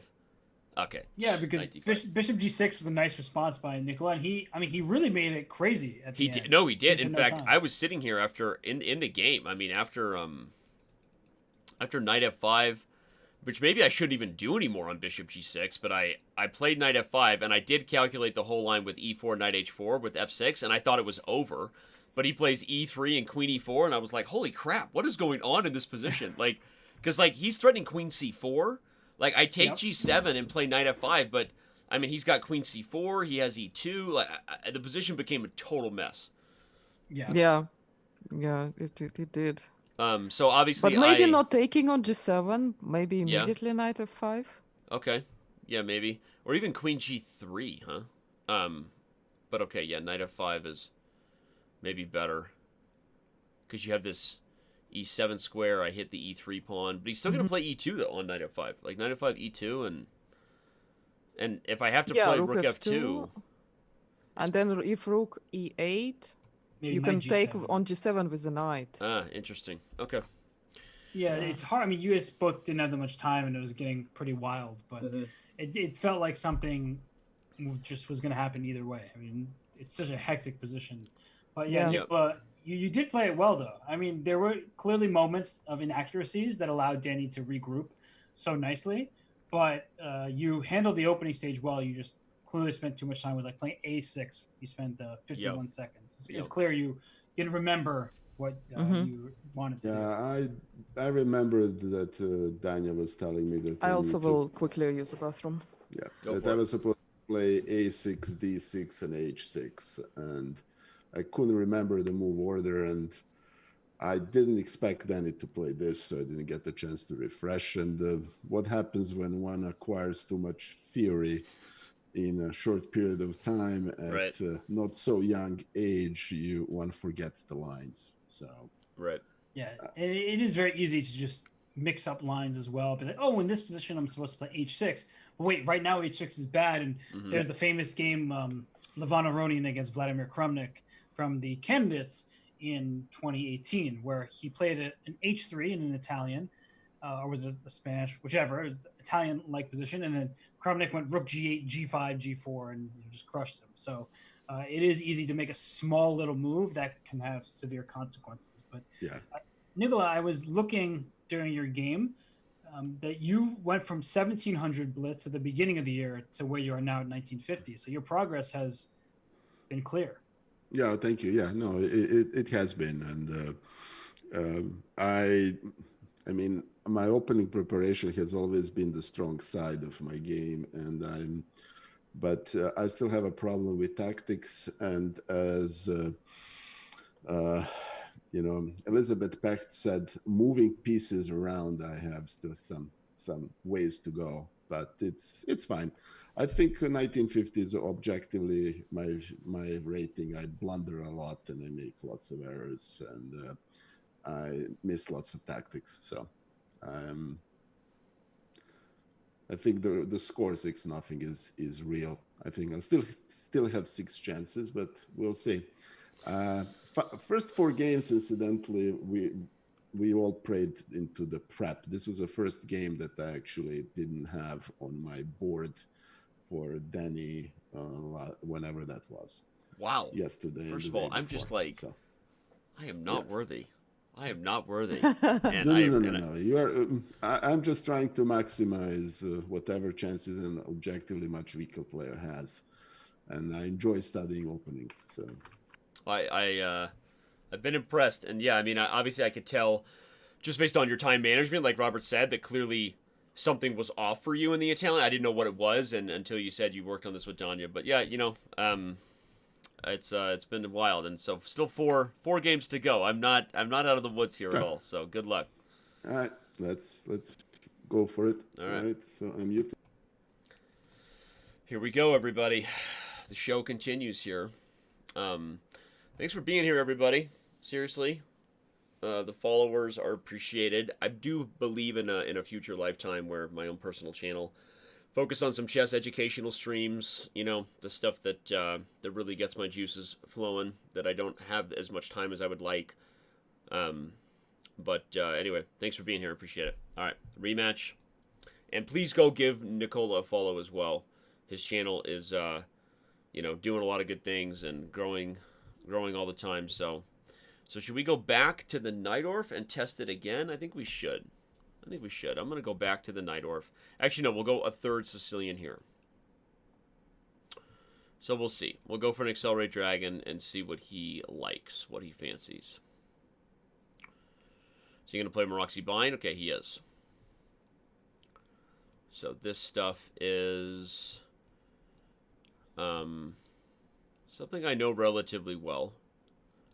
I would actually say that I'm probably going to go back to this. Now that I know that he's going to play the Maroxy Bind and not the Yugoslav attack with 10h4, which is a move order that I think actually works very well for white against the Accelerate Dragon. It's really a lot of nasty stuff there. I prepped it pretty deeply for a while and just decided that I don't know. I'm not a grandmaster. I only pretend to know things about chess on TV, you know. But anyway, I feel like the Maroxy Bind, this is going to be a nice one where he's going to get a symbolic edge a lot, but converting on it is a whole nother story because the space in the Maroxy Bind takes a lot of experience to convert without blowing it, you know, proverbially speaking. And there's a lot of different move orders you can play that are subtle in terms of the bishop developing to e6 with the pressure directly on the c file, the bishop going to c6 with pressure on e4, and the slower kind of relocation of the grip on the dark squares. So there's a lot of different things I have here as far as flexibility goes, and I think that I'm going to go back to this well a little bit more. So I'm trying to line myself up with my new camera here. Hopefully that's working for you guys. This is not a good move. I can take and win the e4 pawn. I can also simply win the e4 pawn immediately.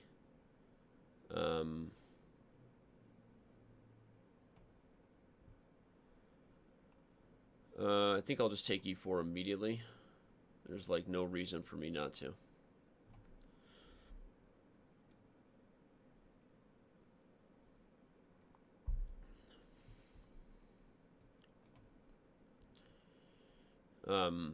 I could have taken b5 first and taken and, you know, totally possible. I mean, because there, if he had played knight c3, knight d5, if I somehow got this again, which I won't because he's not going to blunder the pawn again. But now I can take and just kind of challenge the c file and write home and tell mom and dad that I'm on the way to a pretty clean victory. If I play there, is there some kind of queen b6 or something? No, I don't think so. It's too slow. I can take and even just play rook c8, challenge the c file.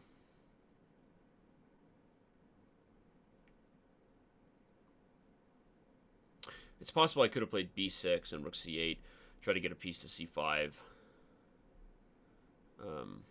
But again, I'm just up a clean pawn here. It's a tough position for him.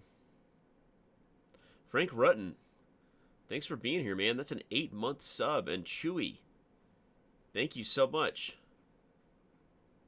Wait, he just subscribed for 6 months in advance? That's baller. Thanks, Chewy. It's motivation for me to stream more. Dear Lord. Alright, I should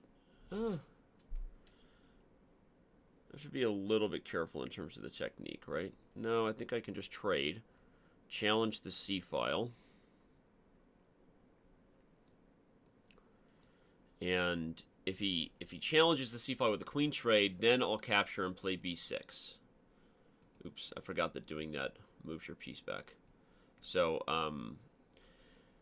it's a little tricky right here, but the problem is he doesn't really have a way to trade any threats, given that I'm going to grab the C file, and if he moves the rook away now, I'll play rook to C5.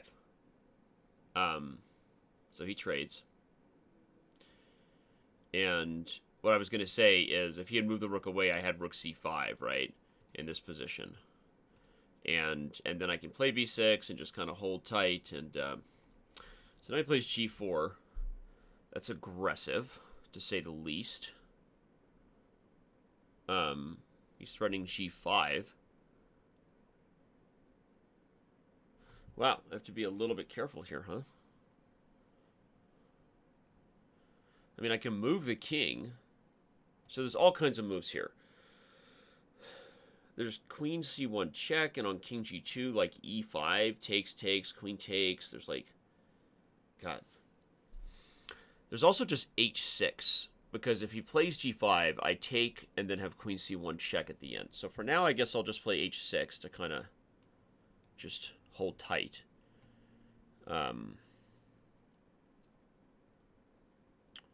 H6, if takes. Oh, he missed it. So I have queen to c1 check at the end. And the whole point is that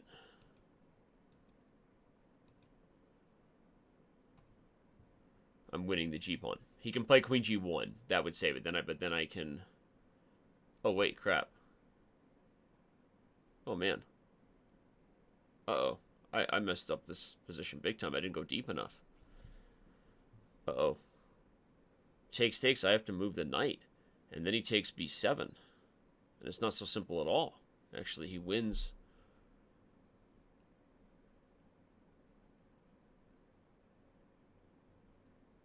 So I have to go for this now. And the question is, after queen b2, takes f6 takes, bishop e7. No, that's no good. No, I have to trade. I blundered. I thought I was tricking him, and I think he did blunder into it. I don't think he saw that he had queen g1. If I had to guess, I think he's getting a little bit lucky. I think he missed this check, but the problem is on queen g1, I still have to... so yeah, that just proves that he missed it. But if he had played queen to g1, I would have to take, play knight d7, right? It would have been... I'm clicking over here to undo the arrows. Queen g1, takes, knight d7, bishop b7. I can play like knight b6 and then like e5 and d5 and bring the king around. I'm like, it's still really interesting, but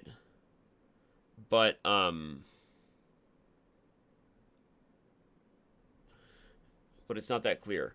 One thing I'm debating now, though, is maybe I should actually just trade queens and then move the knight and save the b-pawn. I think that's actually maybe cleaner.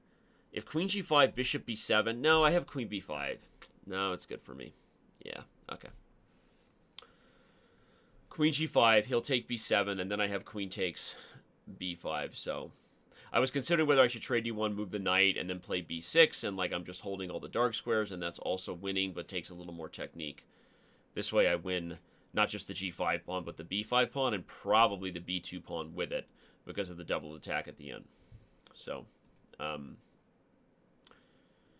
don't play well, just hope that your opponent plays worse. Thanks for the very important lesson. That's a fantastic takeaway, actually, Aquaman, from what I've done here today.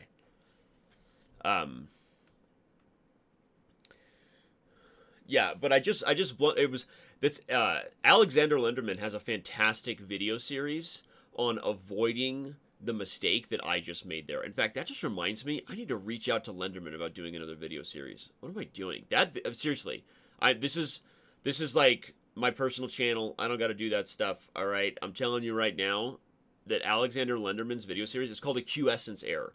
A quiescence error is where you stop your calculation a move too short. Sometimes multiple moves, but it's really about stopping one move short, where often what happens is we calculate variations to reach an objective that ends up affirming our own belief, which is very dangerous. The belief of, I'm already better, this should work, these sort of things, right?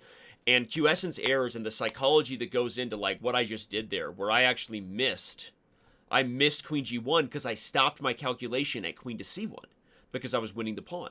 So I didn't even look at my opponent's response. And seriously, Google... I mean, I should just go get the video for you guys. Seriously. I'll talk about it with Robert, though, first. Yeah. No. I just... what basically happened was that I missed queen c1. And then I just... You did not notice that queen g1 was... It was actually perfectly fine, yeah. Yeah, queen g1 because b7 drops.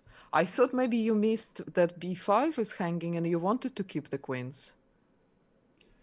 I should have either played... To be quite frank, I was a little bit tilted. Right. So I just missed the continuation. Yeah, I mean, you dropped the e4 pawn, right? So like, yeah, as soon as that happened, obviously it's just not your game. And even when that's the thing, it's hard in chess to keep yourself in a consistent mental framework where you're like, all right, I made a mistake, I still have chances to like remind yourself, to kick yourself in the butt that wait, there are possibilities if I'm on the lookout for them. And Danny, Danny, can you hear us?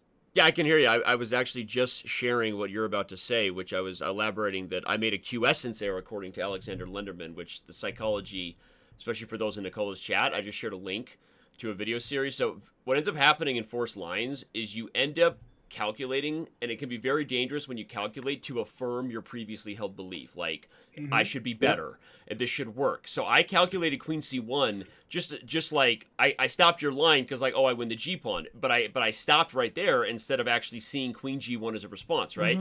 And Lenderman has like a really good series talking about the psychology of that, about how to avoid doing that, because it's one of the very simple tips I can give is you should, if you can, this is a very difficult discipline to do because we're human beings, if you can not end your variations ever on your move, always end on your opponent's move before you evaluate. It's one of the number one ways to avoid doing what I just did, and it almost cost me the game. And so, anyway, the psychological error of like stopping your calculation too early is a big mistake, and I did it right there. So, although by the way, if queen g1 was played and I take knight d7, bishop in, knight b6 with d5 and e5, I actually wonder if I'm still okay in the endgame. I think you're still okay. It's very dynamic, but probably balanced. But kind of further your point, Danny, and what I was saying to Nikola, I think you were on the other side of what I was telling him, is that you were clearly up a pawn. You probably thought it's an easy win. So you don't even think that white could have any possible chance. I see g5 coming. That's not going to work. And I think that we need to give ourselves a more open mind when we lose a pawn, and then we have to give our opponents a little bit more credit when we win a pawn. And as you said very well, that Lenderman series is extremely valuable to take in, is like, stop on your opponent's move, so that way you're forcing yourself to the limit. And it's so hard to do. but it's just a good human like exercise to keep all of our own beliefs in check. Like always consider other people's responses, right? You can apply it to a lot of things, and it really is true. Like if you calculate to affirm the evaluation you already have, you're creating opportunities to blunder, which you end on your own variations. And this is a very simple tactic I just blundered, but actually you should always try to like end on your opponent's plans and not your own. And if you can do that, like you will avoid being as bad at chess as me. But I did see the pressure of the bishop, Robert. I just calculated. I made a Q essence error, like Alex said, right? I just stopped my variations too short, and it could have cost me. Of course. So yeah, and I clawed myself what I thought was a lost position to something that had counterplay, and then for whatever reason, I just Queen G1 should have been a simple move to play. Yeah. And anyway. All right. Well, I joined the audio. They're late. I understand being on tilt is tough, but I would say don't be on tilt. I'm capable of so many blunders, man. Just hold it together. You can still do this. I'm telling you right now. Okay. There we go. Danny's teaching I'm Nikola capable how of to so win many the blunders. match. Shout out to Eric you. at chess.com. Sorry, my CEO just gifted some subs in my channel. It's funny. Watching the show. So, all right, here we go. Okay. All right. I'm muting myself. So this is. Yeah. And seriously, guys, I know I kind of went on a bit of I wasn't trying to stand on a soapbox there, but it's just so true. Like, human psychology is to affirm what you believe. And it's one of the big problems with our world, right? People watch the news that affirms their previously held beliefs. They look for fake news and it's just, no matter what's end of the spectrum, and chess is psychology. Chess is psychology. And you can find people who blunder and are constantly making excuses, but a lot of it comes down to Alex Linderman's psychological point, which is that a Q essence error is designed because you want to calculate to prove yourself right. The moment you start calculating to prove yourself wrong, you can play like a grandmaster. And that's like a very true thing, right? Judge Danny or not for sounding like he's preaching, but it's just true. And I almost did it right there. And it was a muscle that I was really working to build toward the end of when I was trying to be a professional player. Like just more prophylactic thinking, more discipline in terms of my opponent's plans. And that video series by Linderman is seriously good. So click on the link I gave you. Like, it's very good, and I would encourage you to check it out. All right, here we go. I got to play Nikola. Come on, guys, stay with me. I still got 2,000 of you. We can do this adoption, baby. We can do this adoption. I'm telling you right now. Do I want e4? Do I want e4? No, I'm going to go d4. I'm not saying anything about voting, Tommy, or whatever. I'm a very centrist person. I believe a big problem with our country, regardless of who won, is that I traveled the world during the election, Tommy. You want to know the biggest problem with our country? I talked to people who said, I can't see any way that Biden wins. I talked to people that said, I can't understand anybody who would ever vote for Trump. That's the problem, right? Is that exactly is the microcosm of the issues. It's not. So I'm much more centrist than you would think, and I think that we have a lot of problems to fix that have nothing to do with who our president is. So that's my end of politics discussion. Okay. Although I will be starting at some point my own political party. It will be called the Democratic Party of Socially Liberated Republicans. So if you want to sign up early for Danny Rensch's party, vote for me 2040. The Democratic Party of Socially Liberated Republicans is my political party. There you go. You're welcome, world. All right. So I didn't have a great position last time, but it wasn't bad either. Yeah, it's true. Everyone needs a self-reflective, self-critical mindset in the world. I love that I can talk about these things, because on the main chess channel, I'd get in trouble for this. But even Eric is here, and he loves me for talking about this. On the main chess channel, though, you got to avoid stuff like this. All right, I didn't like h3 last time. My position was okay, though, wasn't it? Could I get away with knight h4? That was something I considered last time and didn't do it. I'm not going to waste the tempo here.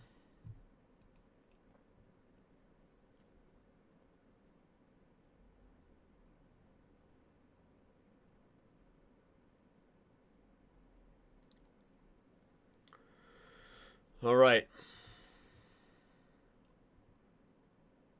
Now maybe I could get away with it, but I'm going to castle first.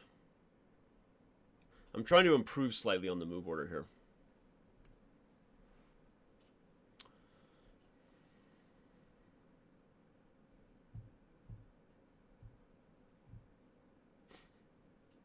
That's funny, Kitty. The inflation. The inflation is coming. The inflation is coming. We'll go for this now. It's not as effective for me from an attacking perspective. When I played 95, and I think it was game 3 of our match, or game 4, I still hadn't castled yet. So there was an idea that I could quickly launch and throw the G-pawns up the board, right? That's not the case here. I could play G4, though, actually.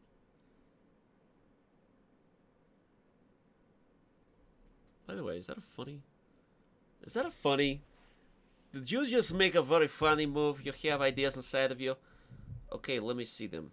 Let me see all of your ideas. Let me see all of your ideas. I have very many of them, and one of them is right here. I have this G4. Okay, very nice. The bishop moves, and then G5. The knight moves, and then I fork him! A forking problem! But I have G4, and if he takes here, I take, and we have 2 pieces under attack. Okay, very nice. And if he moves this guy, I have G5, and when he takes there, I take there with another tempo. So it actually was a real threat, okay? No jokes inside of you.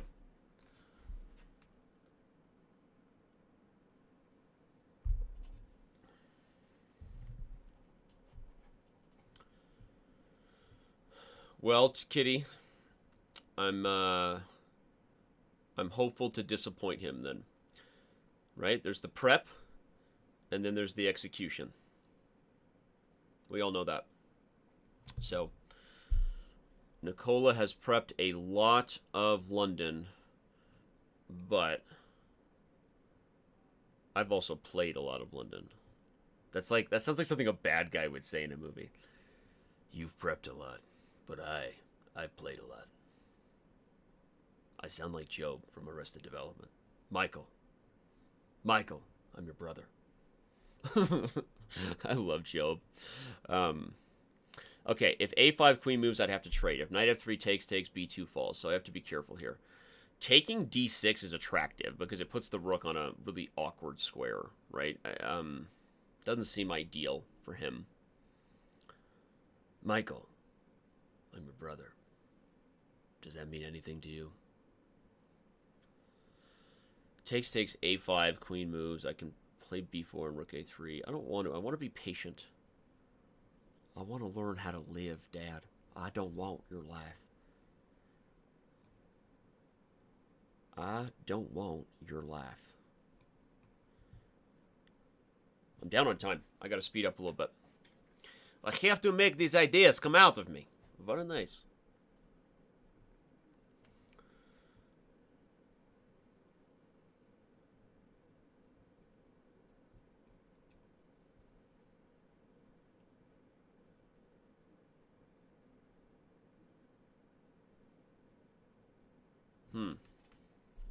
Strange position, right? I think I'm going to put my bishop on f3.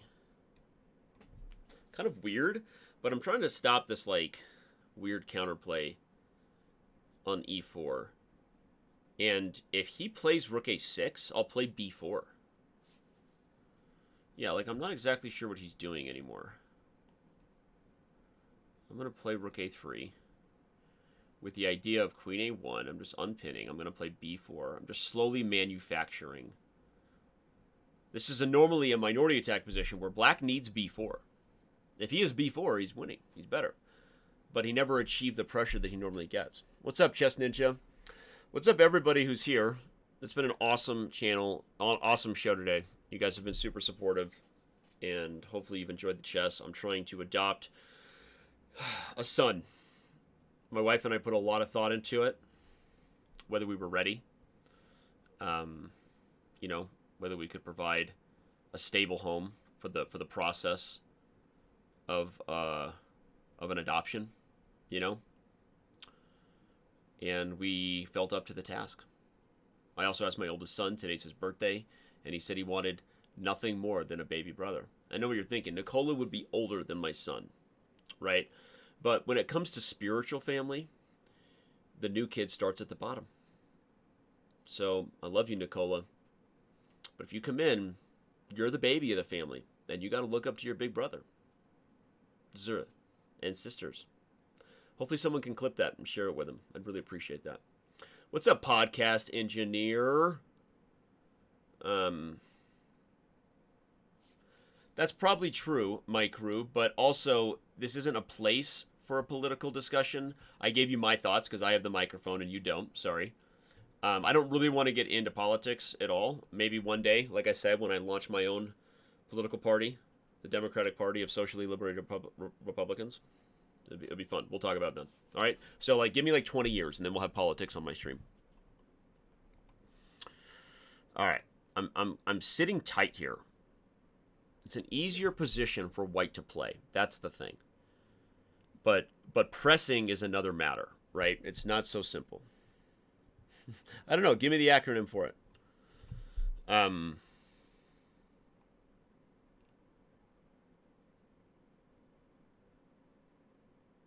So if I can bring the knight to c5, then I can play b4 because there's no c file. So one of the things I've done here with my dark square dominance is gotten surgical on these squares, right? I'm poking holes, and now when I put my pony on this square, there's no b6.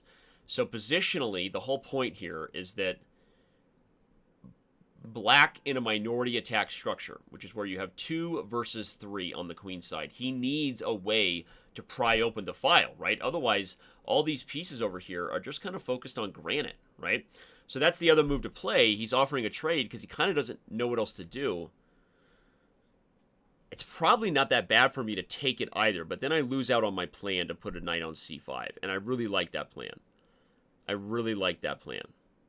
So I'm actually going to deny his request for a trade. Denied. Stamp it. Denied.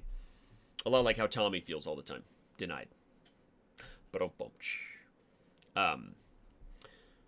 Oh, crap. But now what?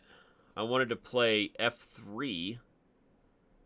I wanted to play f3 and then put my knight on c5, but I feel like I'm overestimating this idea here. All right, I'm going to play f3 anyway. Ooh, he goes there.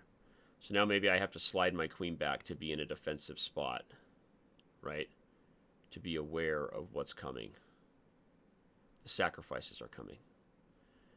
And my rook is also in an awkward square. Queen c1, knight f3, takes. He gets queen g2, queen g3 check, bishop g2, bishop h3. I have rook e2 in the end. So I think I'm okay. I actually don't think he has anything. Oh man, did I just miss that? Uh-oh.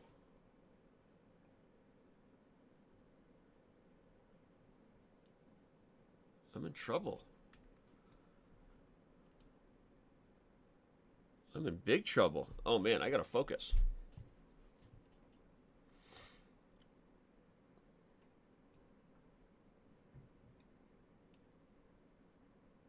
I think bishop takes h3 was winning for him.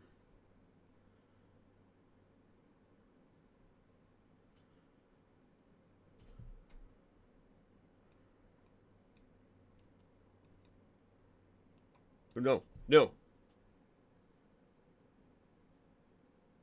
No. No! No! No! No! No! No! No!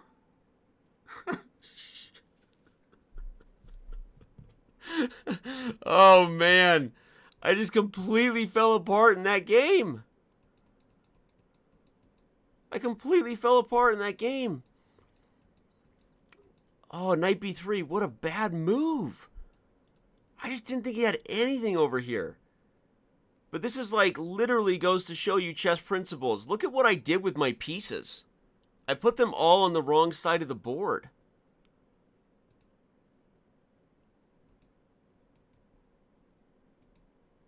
Wow. Completely fell apart. And then I didn't want to draw. That's why I didn't take it, because I didn't want to draw.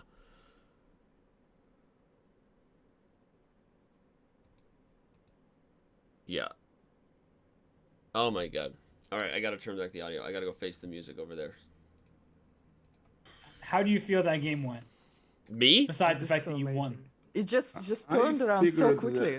I figured after Queen F4 that I had a chance of at least a perpetual. Hey, Danny, already after Queen F4, wow. Danny, quick question for you. Yeah. Oh no. What have you learned about queens in the corner? All right, so okay. Nobody puts baby in a corner. I'll tell you that. And I was literally just yelling at myself on my stream about putting my queen on A1, my rook on A3, my knight on B3. I mean, my position was just easy to play. It was great. It was fine. And then I just put all my pieces on the queen side. And then, but Nikola, even if you don't play bishop takes, instead of knight takes F3, if you would play bishop takes H3, I think you're actually winning by force there. Because if I take, you take with the knight, you're threatening mate on H2 and my rook on E1. But anyway, well, good job, man. I told you I would blunder. I told you. You just had to stay the course. I told you. What Danny does, I don't think we told Danny, but there is a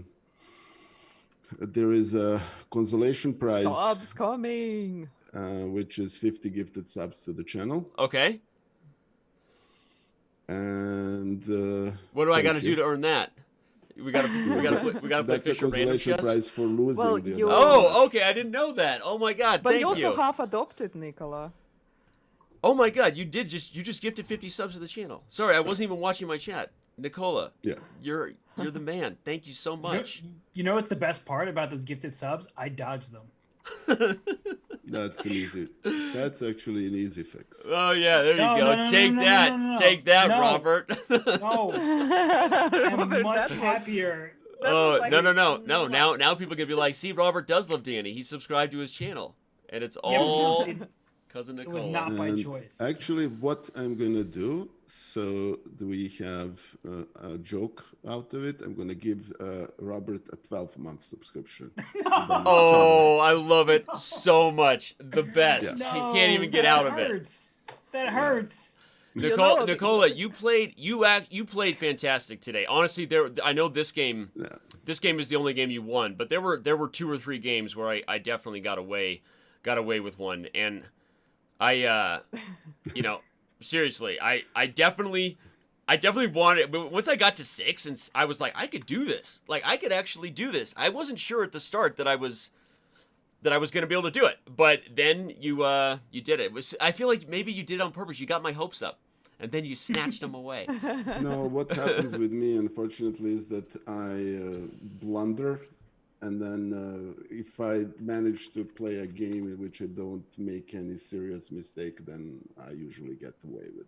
Yeah, that's what I usually think. And historically, games 7 and 8 are the toughest in adoption matches. Yeah. Oh, is that true? It's that's a stat. Okay, I should have. Darn it! I should have known that.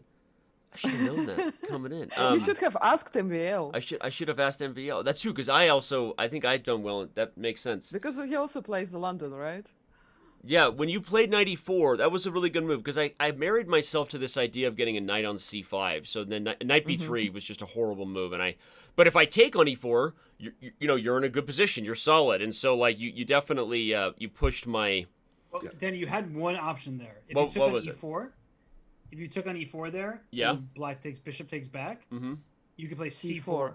Yeah. Oh, darn it. I didn't see that. But Nikola, did you plan to take with a bishop or with a pawn? Because I like taking with the pawn and quickly getting your queen via d5 to the king side. To be honest with you, I wanted to get that knight away, and when I play queen c7, I'm gonna hold.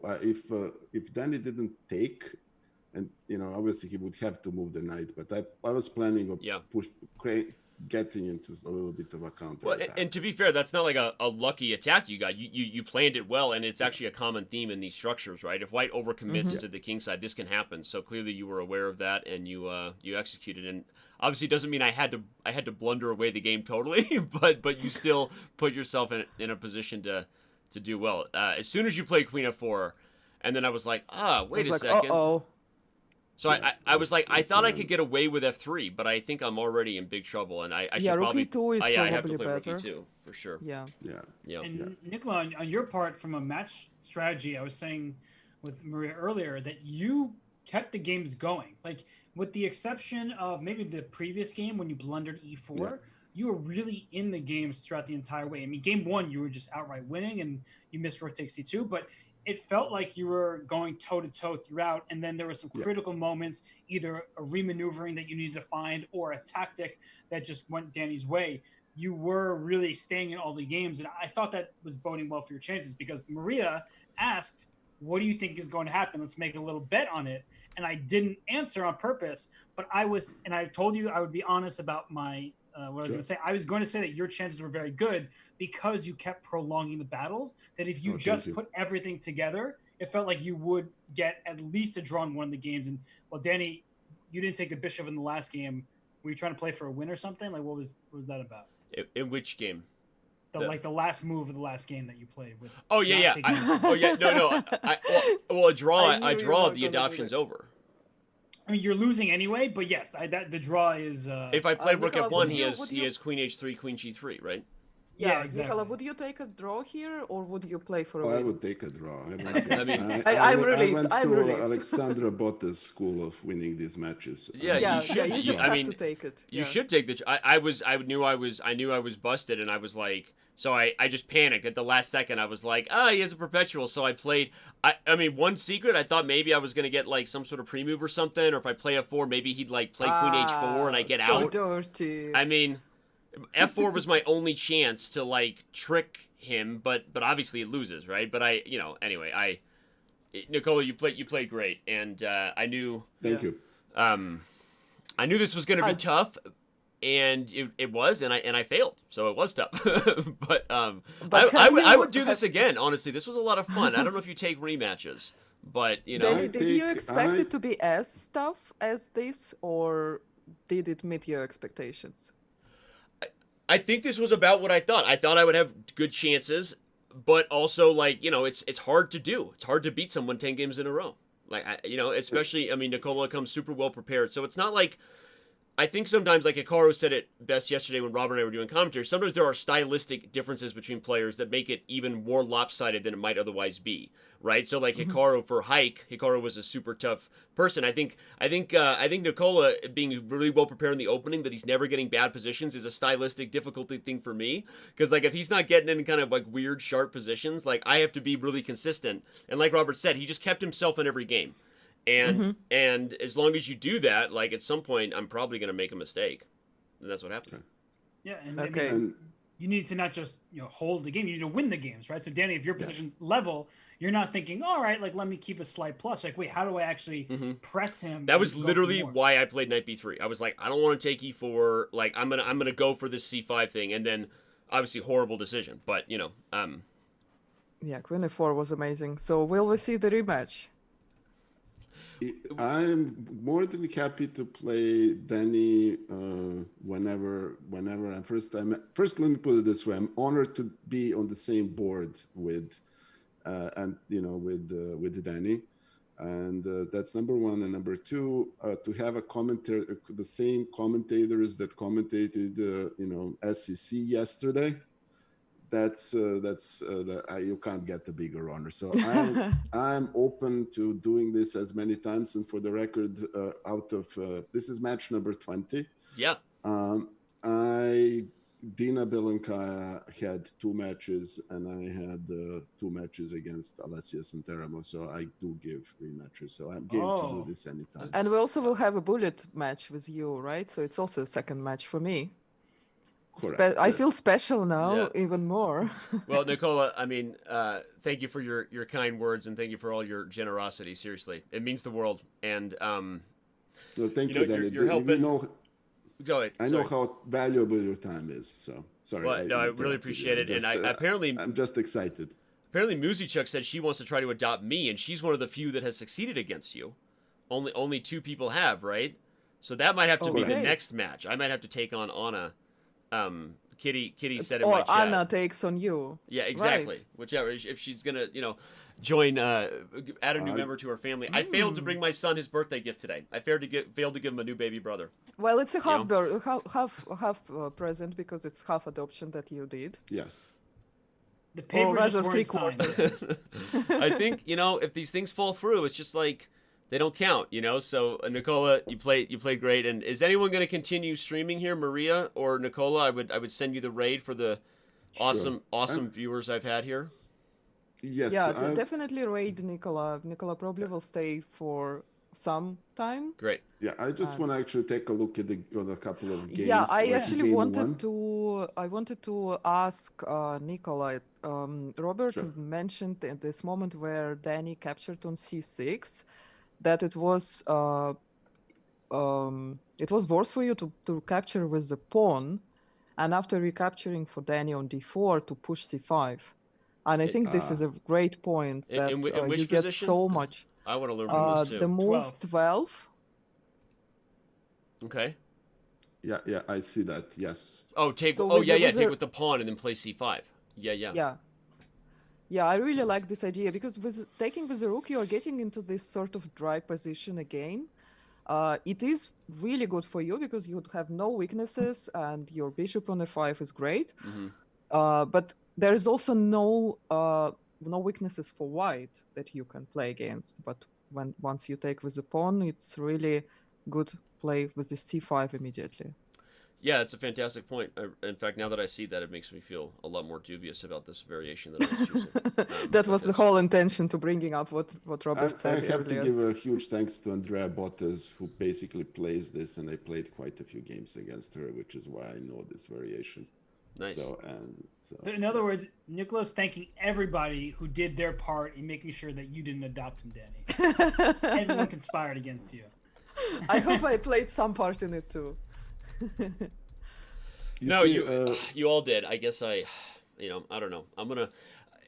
Every time I play real chess again, like not only does it remind me of how lucky I am and the joy that chess actually can bring. It's not just a business, right? Enjoying the game, and I really do feel appreciative that you asked me to do this. Thanks to Kitty again for pushing us to do this, and it makes me want to fix my bad openings, Robert. So you should be pushing me to do this more because now I want to play better chess. Wait okay, now it's Robert's fault. Yeah, now it's my fault. I like having a co-commentator who also plays bad openings. Okay. Anyway, Nikola, I'm gonna send you the raid and maybe stick around and watch a little bit while you whatever you analyze. Nikola will go through some games. That's of course worth watching. I'm just gonna adjust my thing, and honestly, old man needs to go to the bathroom one more time. Okay. So I'm gonna end the Zoom call, and I'll be back in as soon as I get out back from. And I'll watch your channel. I'll wait for you to come back before I raid. Yeah. Thank you, and thank you, Robert, for being such a great commentator with me. I really learn a lot from you and from other Chess.com commentators who do it all the time. But Nikola had a great point.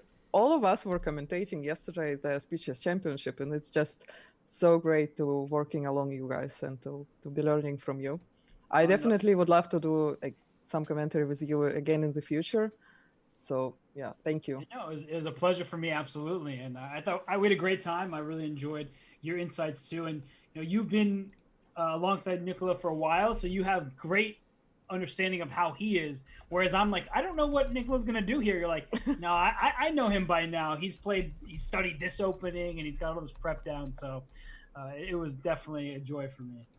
Yeah, it's really great to see. Well, it's of course amazing to see that obviously he is untitled and people tend to underestimate, but here Danny definitely. I definitely did not. I knew this was going to be hard. Definitely did not. I was worried about his openings, and like I said, I think stylistically he plays super solid chess.